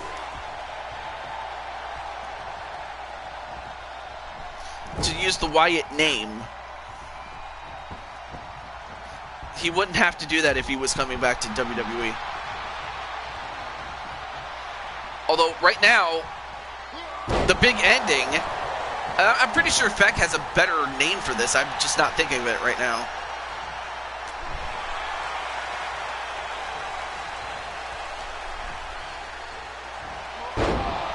Yeah. When is the next pay-per-view? Wait, on WWE or AEW or some other or my show, or anyway, the scissors kick onto Feck, and is this it for him? 1, 2, nope, broken up immediately by Wild Man Outlaw, but then he gets taken out. And now Adrian just beating the snot out of Feck at this moment, but then turns it over to the leader of the DWO. And of course, Jamar chomping at the bit to try to get back in now that Diamond is in. And of course, we have seen Diamond do so well in Blood Moon Wrestling Federation, which is ran by our good friend Crushing Kelly. So I wanted to give a plug there. Pay-per-view on Yoi? What is Yoi? What is Y-O-L? Anyway, a tag right to Jay Virtus.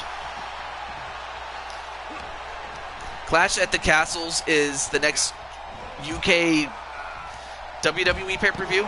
Okay, that's awesome.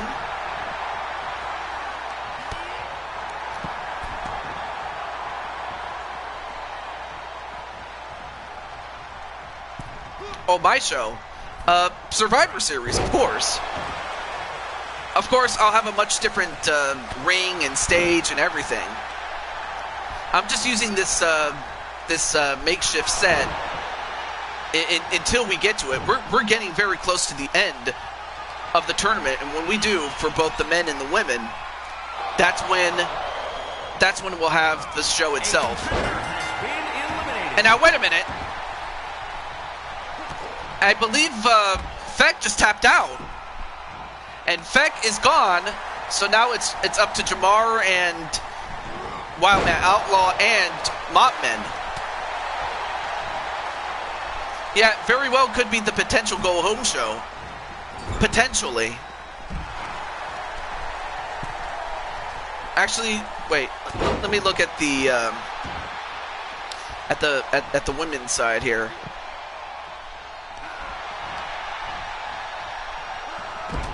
Because we already have Ruby, or what's left of them, but then you still have to deal with the women's match, which we still are a ways away, or not a ways away, but we're getting close to the end of it.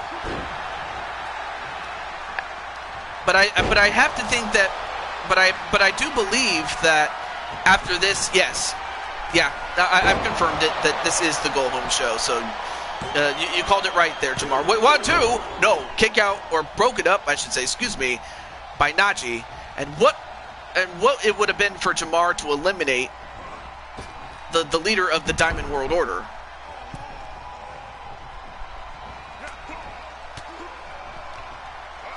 Oh, Jamar was so close to eliminating his nemesis. Although unfortunately, it could be the other way around. The Diamond Dominator, and this could do it. 1, 2, no, kick out by Jamar. Yeah, WWE pay-per-view is SummerSlam, of course. But Jamar kicked out of the Diamond Dominator, but how much more does he have left? He's got to have to make a tag or something. The longer he stays in there, the longer, or the more likely he's going to be eliminated pretty soon. But Jamar just digging down deep. And a Pele kick onto Jay Virtus by Jamar. Excuse me. And Jamar has him up. Yeah. Okay, no worries. No worries. I have a feeling I know. Oh, well, broken up by Chambly. If you have my attention, you're doing something right. Oh. And, well, tags in Wild Matt Outlaw. We'll see if Wild Matt can try to finish off Jay Virtus. But, yeah, nothing personal, though. All right, cool. Cool. So we may see another round of Joshua and... so many 6-man matches. Yeah, but we're getting close to the end, Insane One, so it'll be a while before... Oh, wait a minute. But yeah, Insane One, I forgot to mention, I don't know if you saw your match, but you did survive, so you're still in the tournament, my boy. My bro. Anyway, a rope break, and then... And then Adrian almost went for the ride.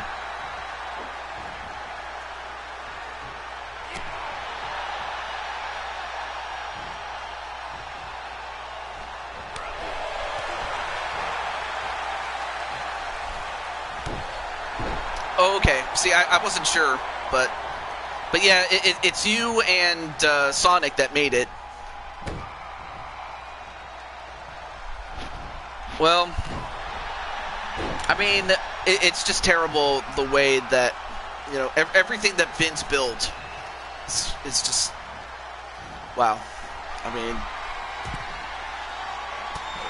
and the sad thing is, oh, and a body splash onto Najee, and then a pin.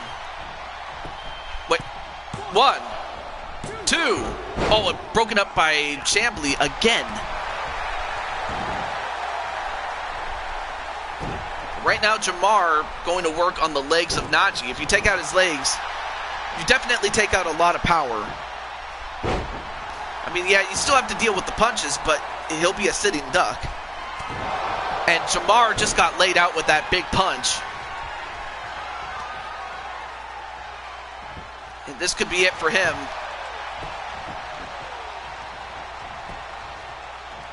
And 1, no, broken up broken up by Mopmen.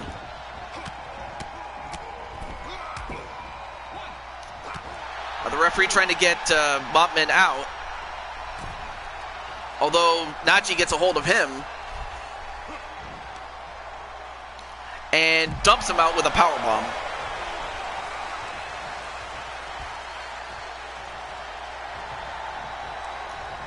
And then Jamar, well, gets a hold of Diamond Light.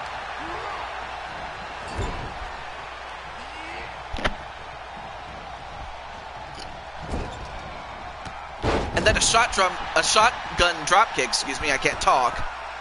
And then a moonsault. Then tags in the big man. I guess he wants to let the big man finish off Diamond Light.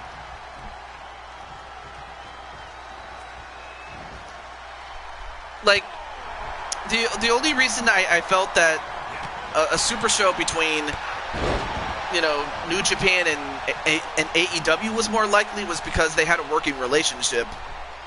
I really don't think that this is the case with WWE and AEW, but if they do it, I said doo-doo, but if they do go through with it, it'll be nothing short of a mind-blowing experience if they actually go through with it. But that's a huge if. Anyway, if social media existed while he was doing those gross things in the 80s and 90s, his career would have been done by now. Oh, you mean Vince McMahon? Of course, back then it was easier to hide things. Nowadays, you rarely, if ever, can hide anything. And now going for the STF on the Intercontinental Champion, but then broken up by Jamar. And now goes for the pin on... Wait. Oh, big kick out by the Intercontinental Champion. And then a spine buster. I mean, how much more do these guys have left?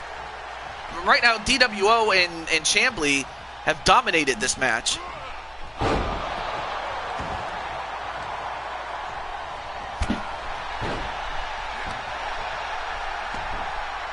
The confusing part is, how are they going to name the wrestlers? What? Oh, you mean, I get it. Like, you know, because, oh, you mean like, for example, Jon Moxley in AEW was Dean Ambrose in the WWE. And same thing with, oh no, wait, one. Anyway. All parties still in it. Or, no. Yeah, because same thing with AEW's Miro. Used to be called Rusev. Or Claudio Castagnoli was once Cesaro. So yeah, I can totally see how it could be confusing.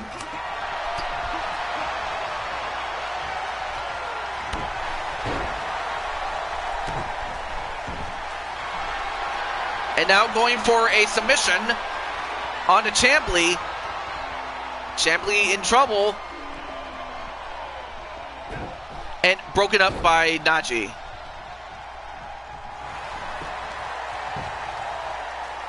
Wait, 1, 2.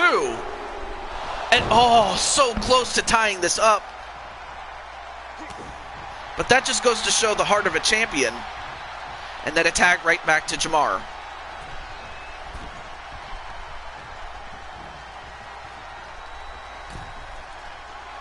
And now Jamar going after Adrian, Mr. Chambly, and then a knee right to the head. Now pulls him away from their corner. And now wait. 1? No. Bobby Lashley said nobody can call him in WWE or any other promotions. Or any promotions, other wrestling companies. Oh. All ex-WWE Elite Wrestling. And then a shoulder bomb and a pin. 1, 2, and no, a kick out. Oh, but now Jamar in trouble. And Jamar rolls her out, but then gets caught by Diamond Light. Right now, Diamond Light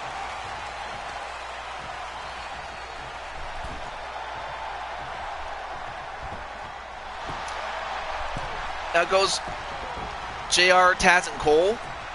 And now wait, one. Nope, broken up by Wild Matt again.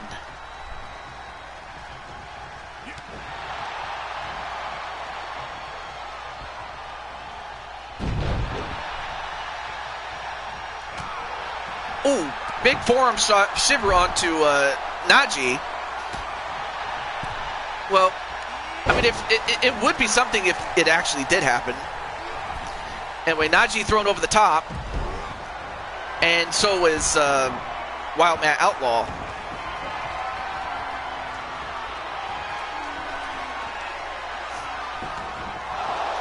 No, that's not Roman. That's Wild Matt Outlaw, and Jamar taps out. Oh, man. Once again, Jamar is still on his journey for revenge. But this time he can blame Chambly for eliminating him.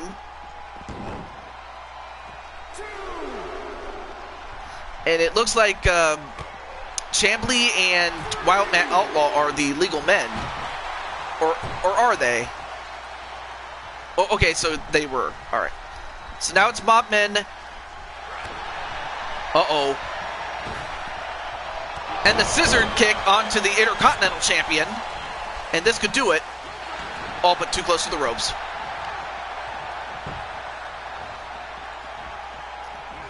But I'll tell you what, if it does happen, he was dancing outside the ring.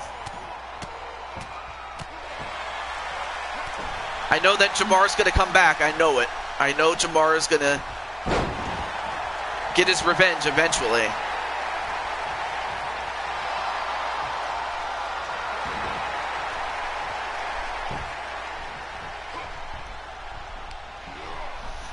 But now it just comes down to whether or not Mobman and Wild Matt Outlaw are going to survive.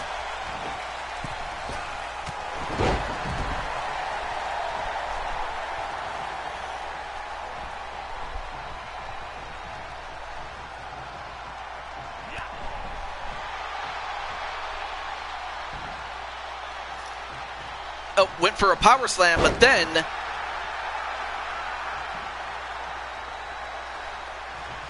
I mean, who knows? We could see the NWO or not the NWO, the DWO go all the way. We could see that happen. Although Wild Matt Outlaw might have something to say about it. Uh-oh. He's got him up for the last ride. And a pin. 1, 2. Nope, broke it up, of course. I mean, it's not impossible to come back from a 2-4 deficit, but it's very unlikely. Although, you know what? I think Diamond Light's going to pay.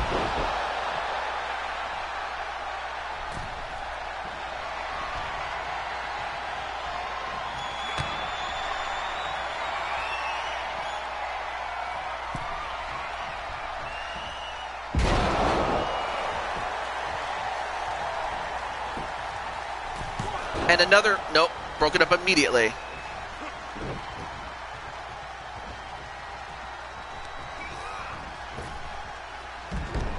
I mean, credit Matt Outlaw and Muttman, they're not giving up.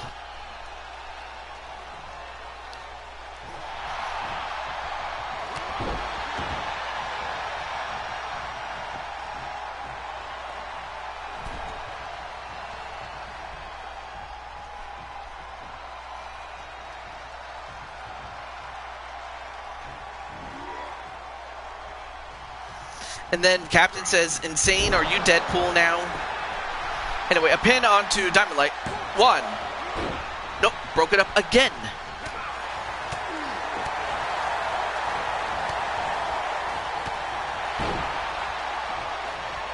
And now Mobman trying to beat up on Adrian, and I'm not sure where Diamond Light's going, but he's going the wrong way.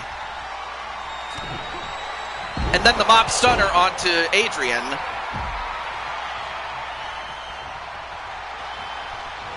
But then a sidewalk slam onto Mopman.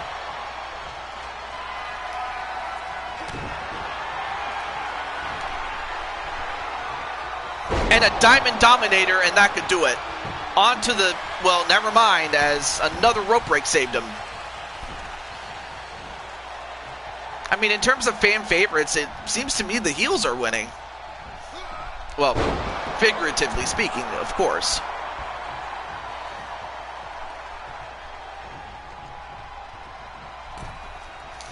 Anyway, attack right to Jay Virtus, and I mean, Mopman is without a doubt one of the greats, but I don't know if the odds are going to be too much for him.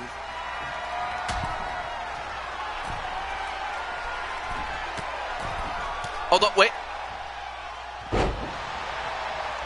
So you're saying you want to be a solo superstar, Jamar?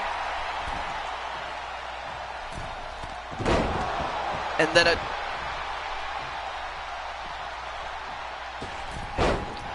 okay, well that's and I'm not sure what the deal is with Diamond Light there. But back to this matchup though.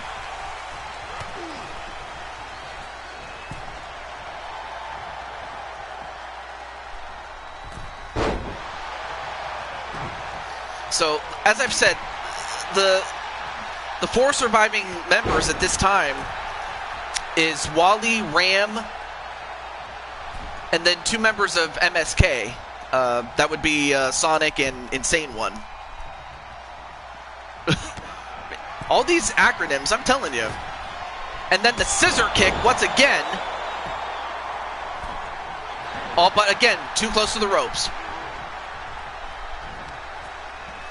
Right now, it's only a matter of time. And then the high kick again.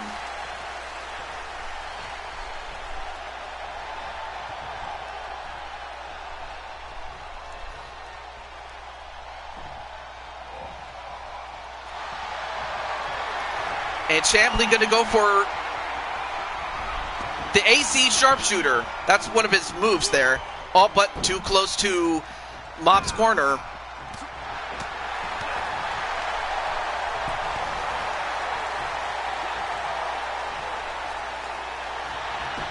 Now turns back and pins him. Now gets the count. One. Nope. Broke it up again. But yeah, so are you saying that you want to be a solo superstar, Jamar?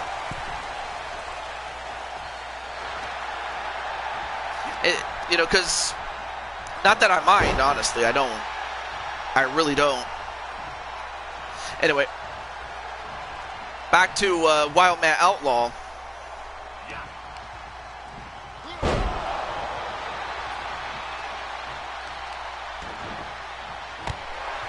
Ooh, and a big kick right to the back.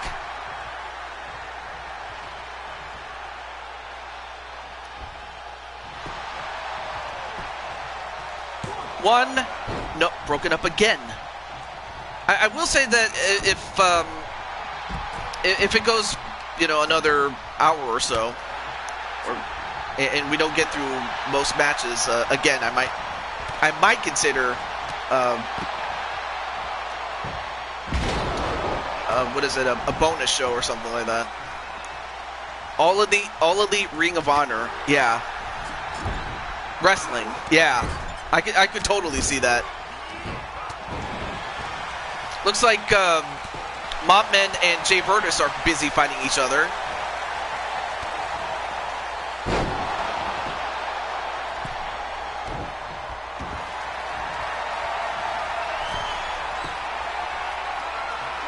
Oh man, that would just create a monopoly, and that's something we don't need. Really, we don't.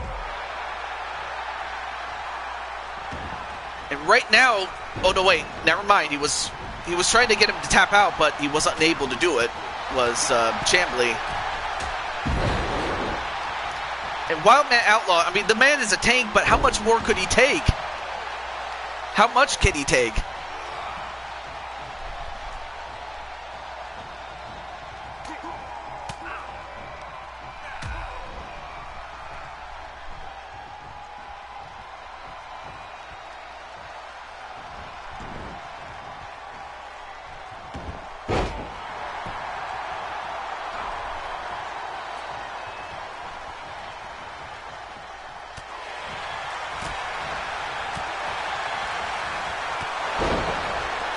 Anyway, nice spinning heel kick, or jumping heel kick, rather.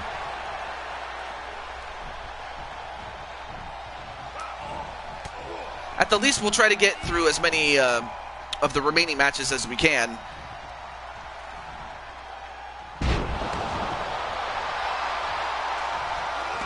And then a quick tag to Najee. And then Najee just getting jiggy with it.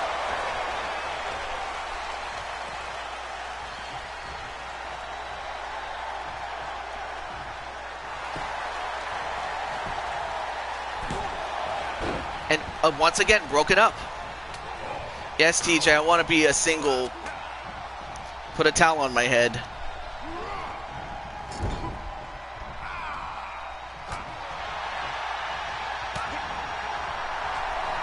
Well, no, what would happen is you would have a lot of cooks in the kitchen, and we had some, you know, there was a super card back in the day, and that was kind of the problem. There were too many cooks in the kitchen, because there were several wrestling promoters that got together in the hopes of trying to slow down, you know, the World Wrestling Federation, but unfortunately,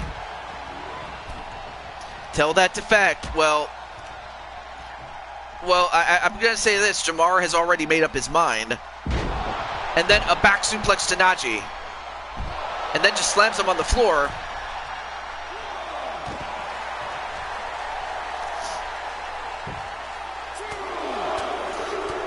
Now just ramming his head.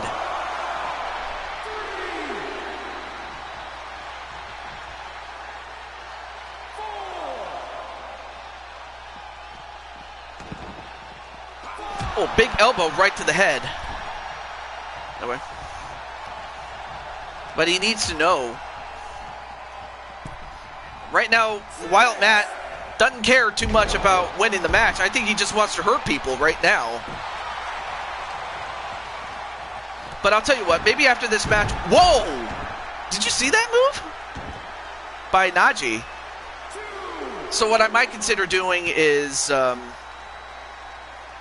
after this match, I will continue the show at another point. So it'll be probably 2 matches and then mostly bonus matches after that. And that would be before the kickoff show, although I would hate to delay it, though. That's the only problem. So I'm just hoping that the matches don't run long, that's all. But all I know is we might not have time for any bonus matches, ultimately, unfortunately. Although both men are, well, never mind, as Najee enters the ring only to exit again to break up the count again and reset it.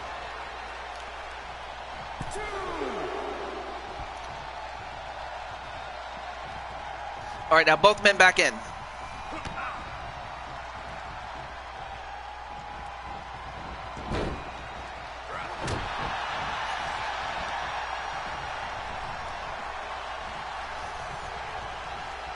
Not a problem if my bonus match is another time, DJ. All right.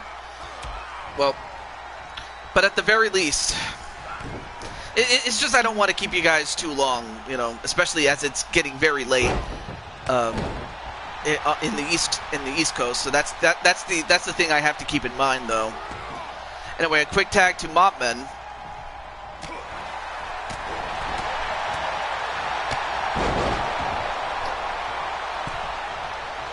So really, I'm just trying to be aware of other people's time, you know. And a back suplex onto... And, okay, I'm not sure what Mopman was doing. Come on, wow. Mopman was probably hitting the head too many times. He went the wrong way.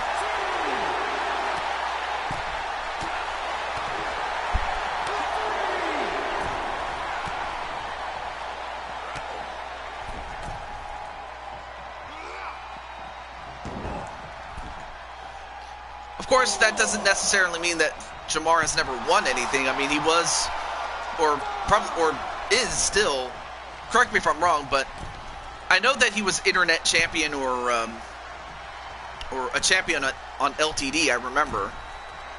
A lot of people leaving groups. Well, that's just within this company, of course. And a mop stunner. Now the question is, can he drag him away from the ropes and from the DWO? And he's doing just that. Now goes for the pin. Yeah, again, just broke it up.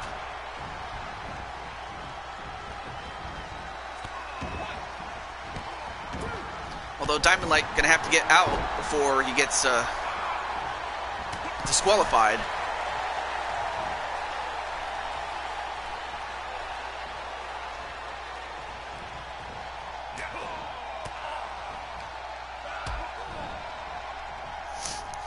Hope you have a great rest of your night. Well, I appreciate that, Kelly, and also do check out Blood Moon Wrestling Federation, or BMWF, on Mondays and Wednesdays.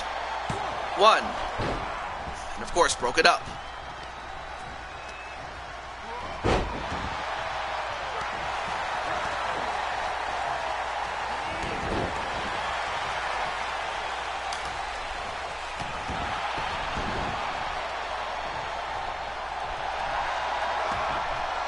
Thanks, TJ. Not a problem.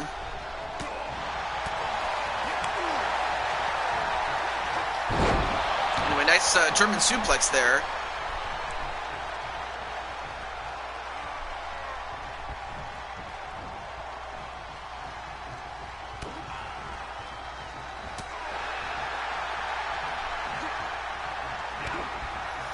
And nice DDT onto Wild Matt Outlaw. I will say that Diamond Light's doing pretty well and has done well on BMWF, but he's doing just as well here, much to the chagrin of Jamar.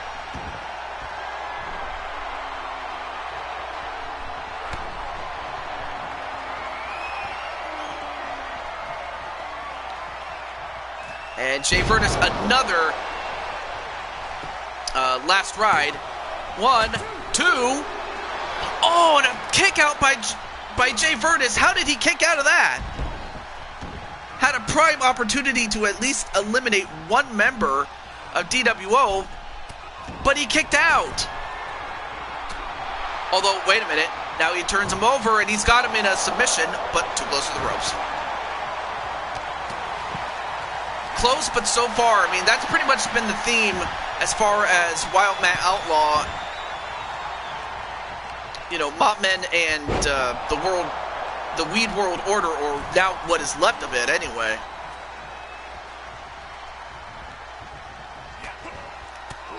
Oh, you want to be the next Matt Hardy?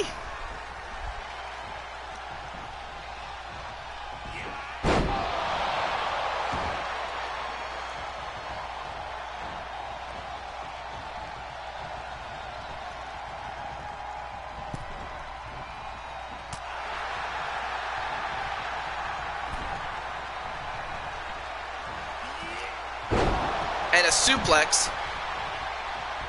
An attack right to Chambly. And Chambly has done a great job gelling with these guys. From the time the tournament started all the way to this point, he has done so well to gel with them. And then Captain Danger saying goodnight to KK. Although, wait. A pile driver onto Wild Matt Outlaw. The next Matt Hardy. Now he's got him in the STF. And Matt Outlaw just ran out of gas. But now it all comes down to the DWO, Adrian Chambly, and the Intercontinental Champion. And that was a miss. Well, now all they have to do is just finish the job. And the Diamond Dominator, and this time nobody's going to save him. That has to do it, although the rope break did.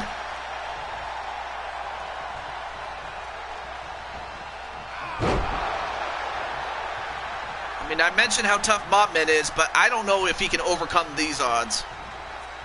But who knows? Stranger things are going to happen.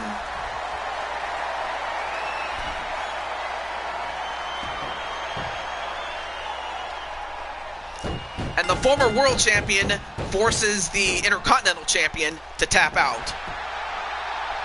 So Chambly and the DWO have advanced. Well, before you guys go, I may as well tell you the matchups as far as the men are concerned. Because on one hand, you have Chambly and the DWO, but then on the other hand, you have from MSK, Insane One and Sonic, as well as the team of Wally and Ram. A clean sweep. So I can now confirm the finals, at least as far as the men are concerned. So here it is.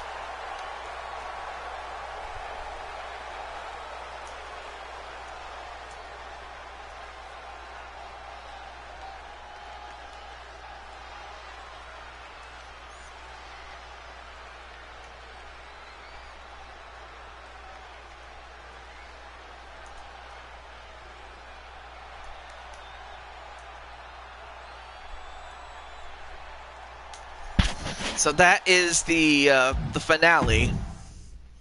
But you know what? I'm just gonna finish it up. This is our last or second to last match.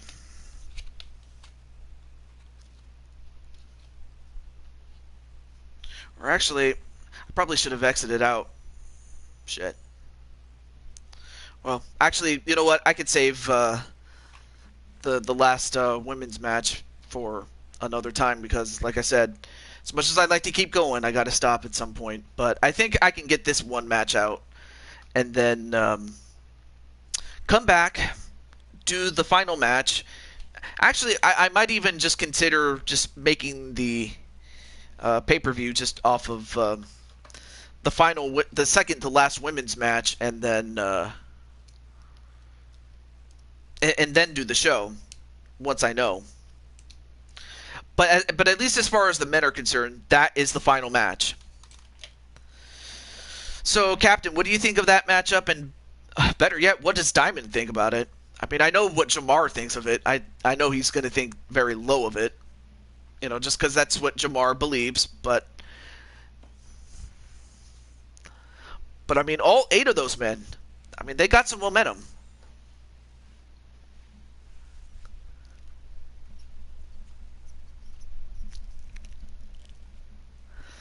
Great for DWO. Yeah, they do, because they have the more cohesive team as it is. It really. So, like I said, I'm going to finish this one matchup and then call it a show. So I'll come back next time. When that is, I'm not sure. But as soon as I know, because, again, this was so impromptu, it's not even funny. So do you want me to just simply give you Matt Hardy's entrance? Because I could do that. I could do that.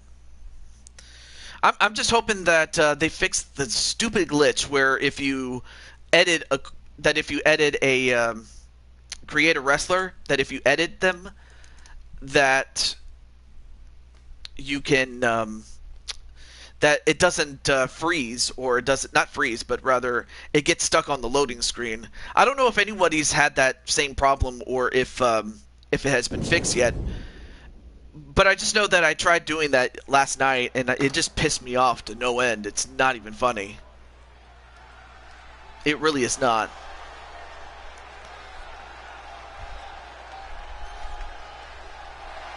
You have? So did it? So did it figure itself out, or are you just saying that you have had it happen to you? UK Women's Championship. Introducing the challenger, representing the Varsity Club from Japan, number 1.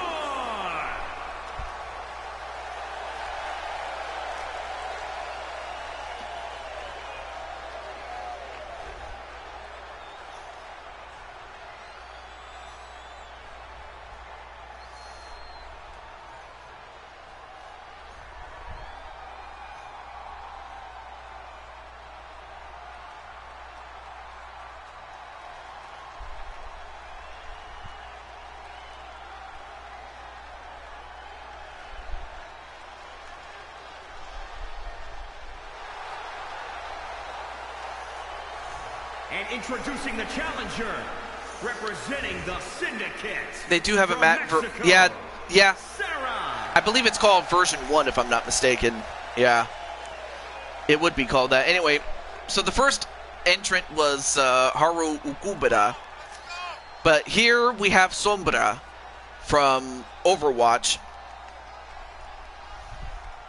So I will mention the final matchup as far as the women are concerned, or at least the semifinals, or the last women's matchup in the second round, I should say. Excuse me. That would be the team of Minnie Morgan, Futaba Sakura from Team Persona, and Black Magic. And they would be taking on the team of LD, Bowsette, Vanity, and Goddess of Pain. And basically whoever ends up the survivor or survivors will face off against Ruby. That's who would be left. She is the NXT UK Okay, cool. Then I'll probably just use that for Jamar, which I don't mind. But then, as for this young lady right here, Carmella Springheel. I mean, of course, she is a lot like her dad in that she is a cowgirl, or at least works on the ranch. But of course, her dad is also the bartender. But what she and her old man like to do best is kick ass, is what they do. And it's for the United Kingdom Women's Championship, held by Carmella Springheel. I had it happen to me. I tried to edit or create attires for a wrestler for fun, and the loading screen was suck. Yeah, it does. It really does suck.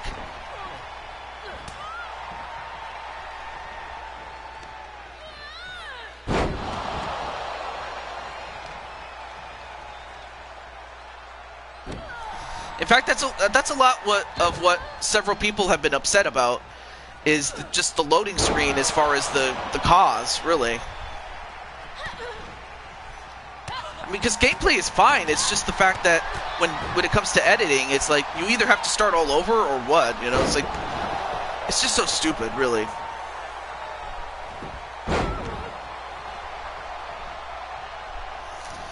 So anyway, this is a tables match, and the object is to eliminate your opponents by putting them through tables. And the last woman not to be put through a table will win. So after this match, I'm going to have to end it off because, like I said, I would like to keep going, but I got to stop.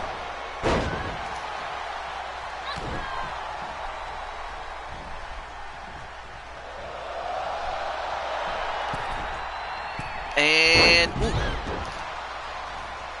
I mean, because you saw how long the other two 4v4s took. I would hate to subject you to another one. Anyway. So yeah, Diamond Light, what do you think of the matchup? I mean, it's the same team that started the whole tournament, you know, between you and Chambly, against a mishmash of the remaining competitors that are still left. How do you feel about that?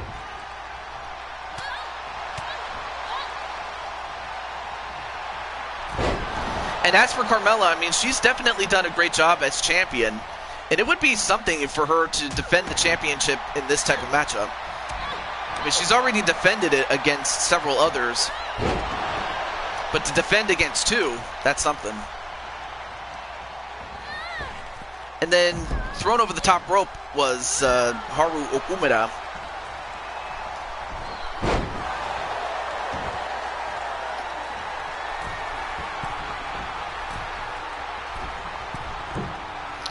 And, ooh, nice moonsault there onto Sombra.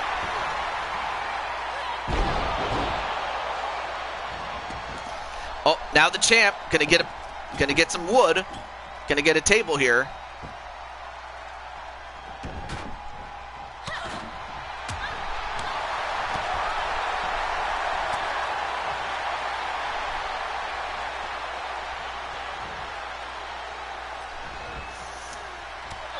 Yeah, I mean, I remember last time that we had this tournament, as far as the Survivor Series tournament, guess who won it? It was Captain Danger. It actually came down to his team and the Animaniacs. And in fact, when it got down to the final three, it came down to him, or excuse me, it came down to Mason the Fox, and of course the SWOs, Wally and Captain Danger.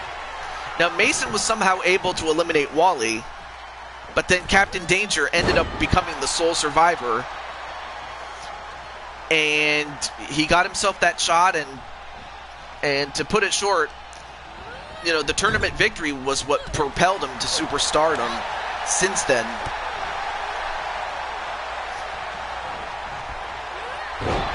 Oh, and a DDT onto the corner of that table.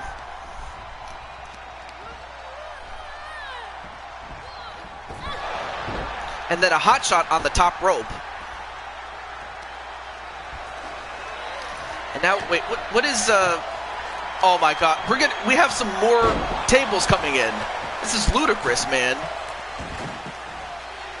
Look at all the wood. How much could a woodchuck chuck wood?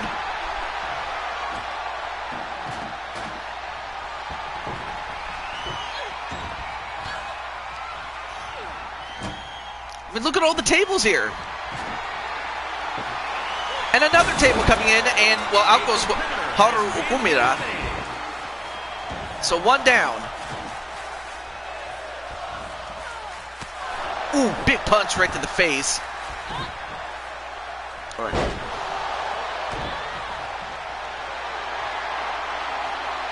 Yeah, that's sad, though. But it's also sad that it even came down to that. It really is.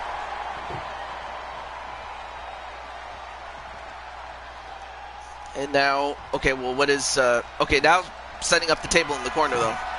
Well, win or lose, I might have an offer for Chambly. Oh. And then, oh no, wait, nice counter by Sombra. And, Sombra. Oh, nice counter by Sombra.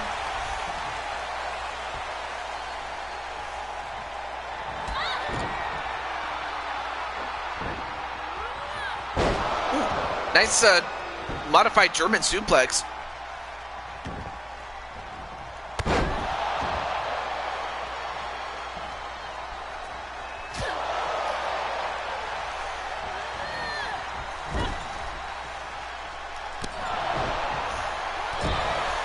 And right now, Carmella just getting a muddle stomped in her by Sombra. And of course, Sombra is not someone to take lightly.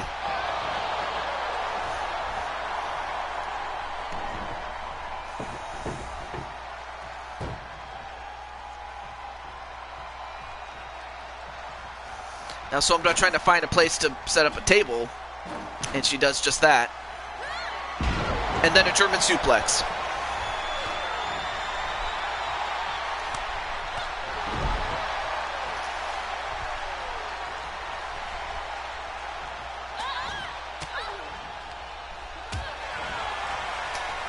But Sombra, again, just cannot underestimate her. But Carmella, just one elimination away from defending her championship. Oh, nice counter.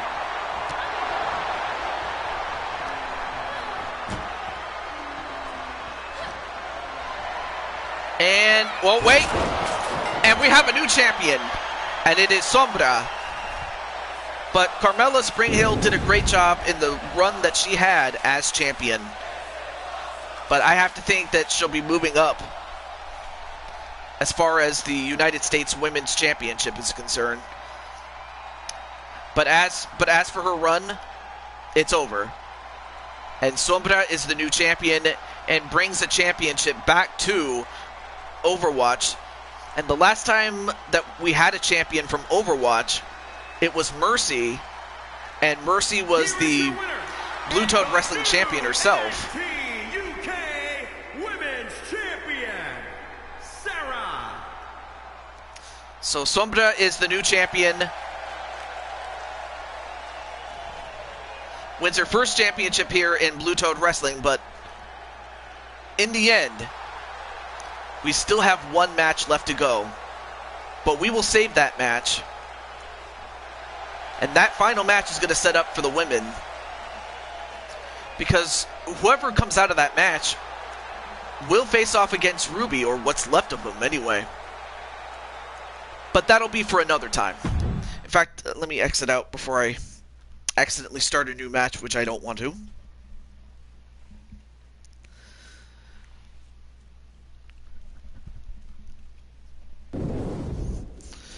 Incredible. Just absolutely incredible. Let me exit out here for a moment. Let me see. Yes, of course. Okay, so let me exit out for the moment. But yeah, I really hope that they do fix that, because it's like, it's so frustrating, the creation suite. But that's another story for another time. But from all of us here, this is the Blue Toad signing off, saying goodbye, and I will see you guys next time. When that is, I have yet to decide, but be on the lookout for that. In fact, I wasn't even sure if I was going to be able to do this tonight, but I did, so I'm happy to say that. But until then, take care, and stay safe. Treat each other with respect, at least when it comes to real-life things. I have a feeling that respect has gone out the window, and it really should not even come to... It really shouldn't take a lot to respect somebody. It really doesn't. But all the same, take care. God bless. And I will see you... I will see you tomorrow. That is, unless something else comes up on Sunday. But if not, I will see you on Sunday for Super Smash Brothers with on the Switch. So be on the lookout for that. Until then, peace out, everybody.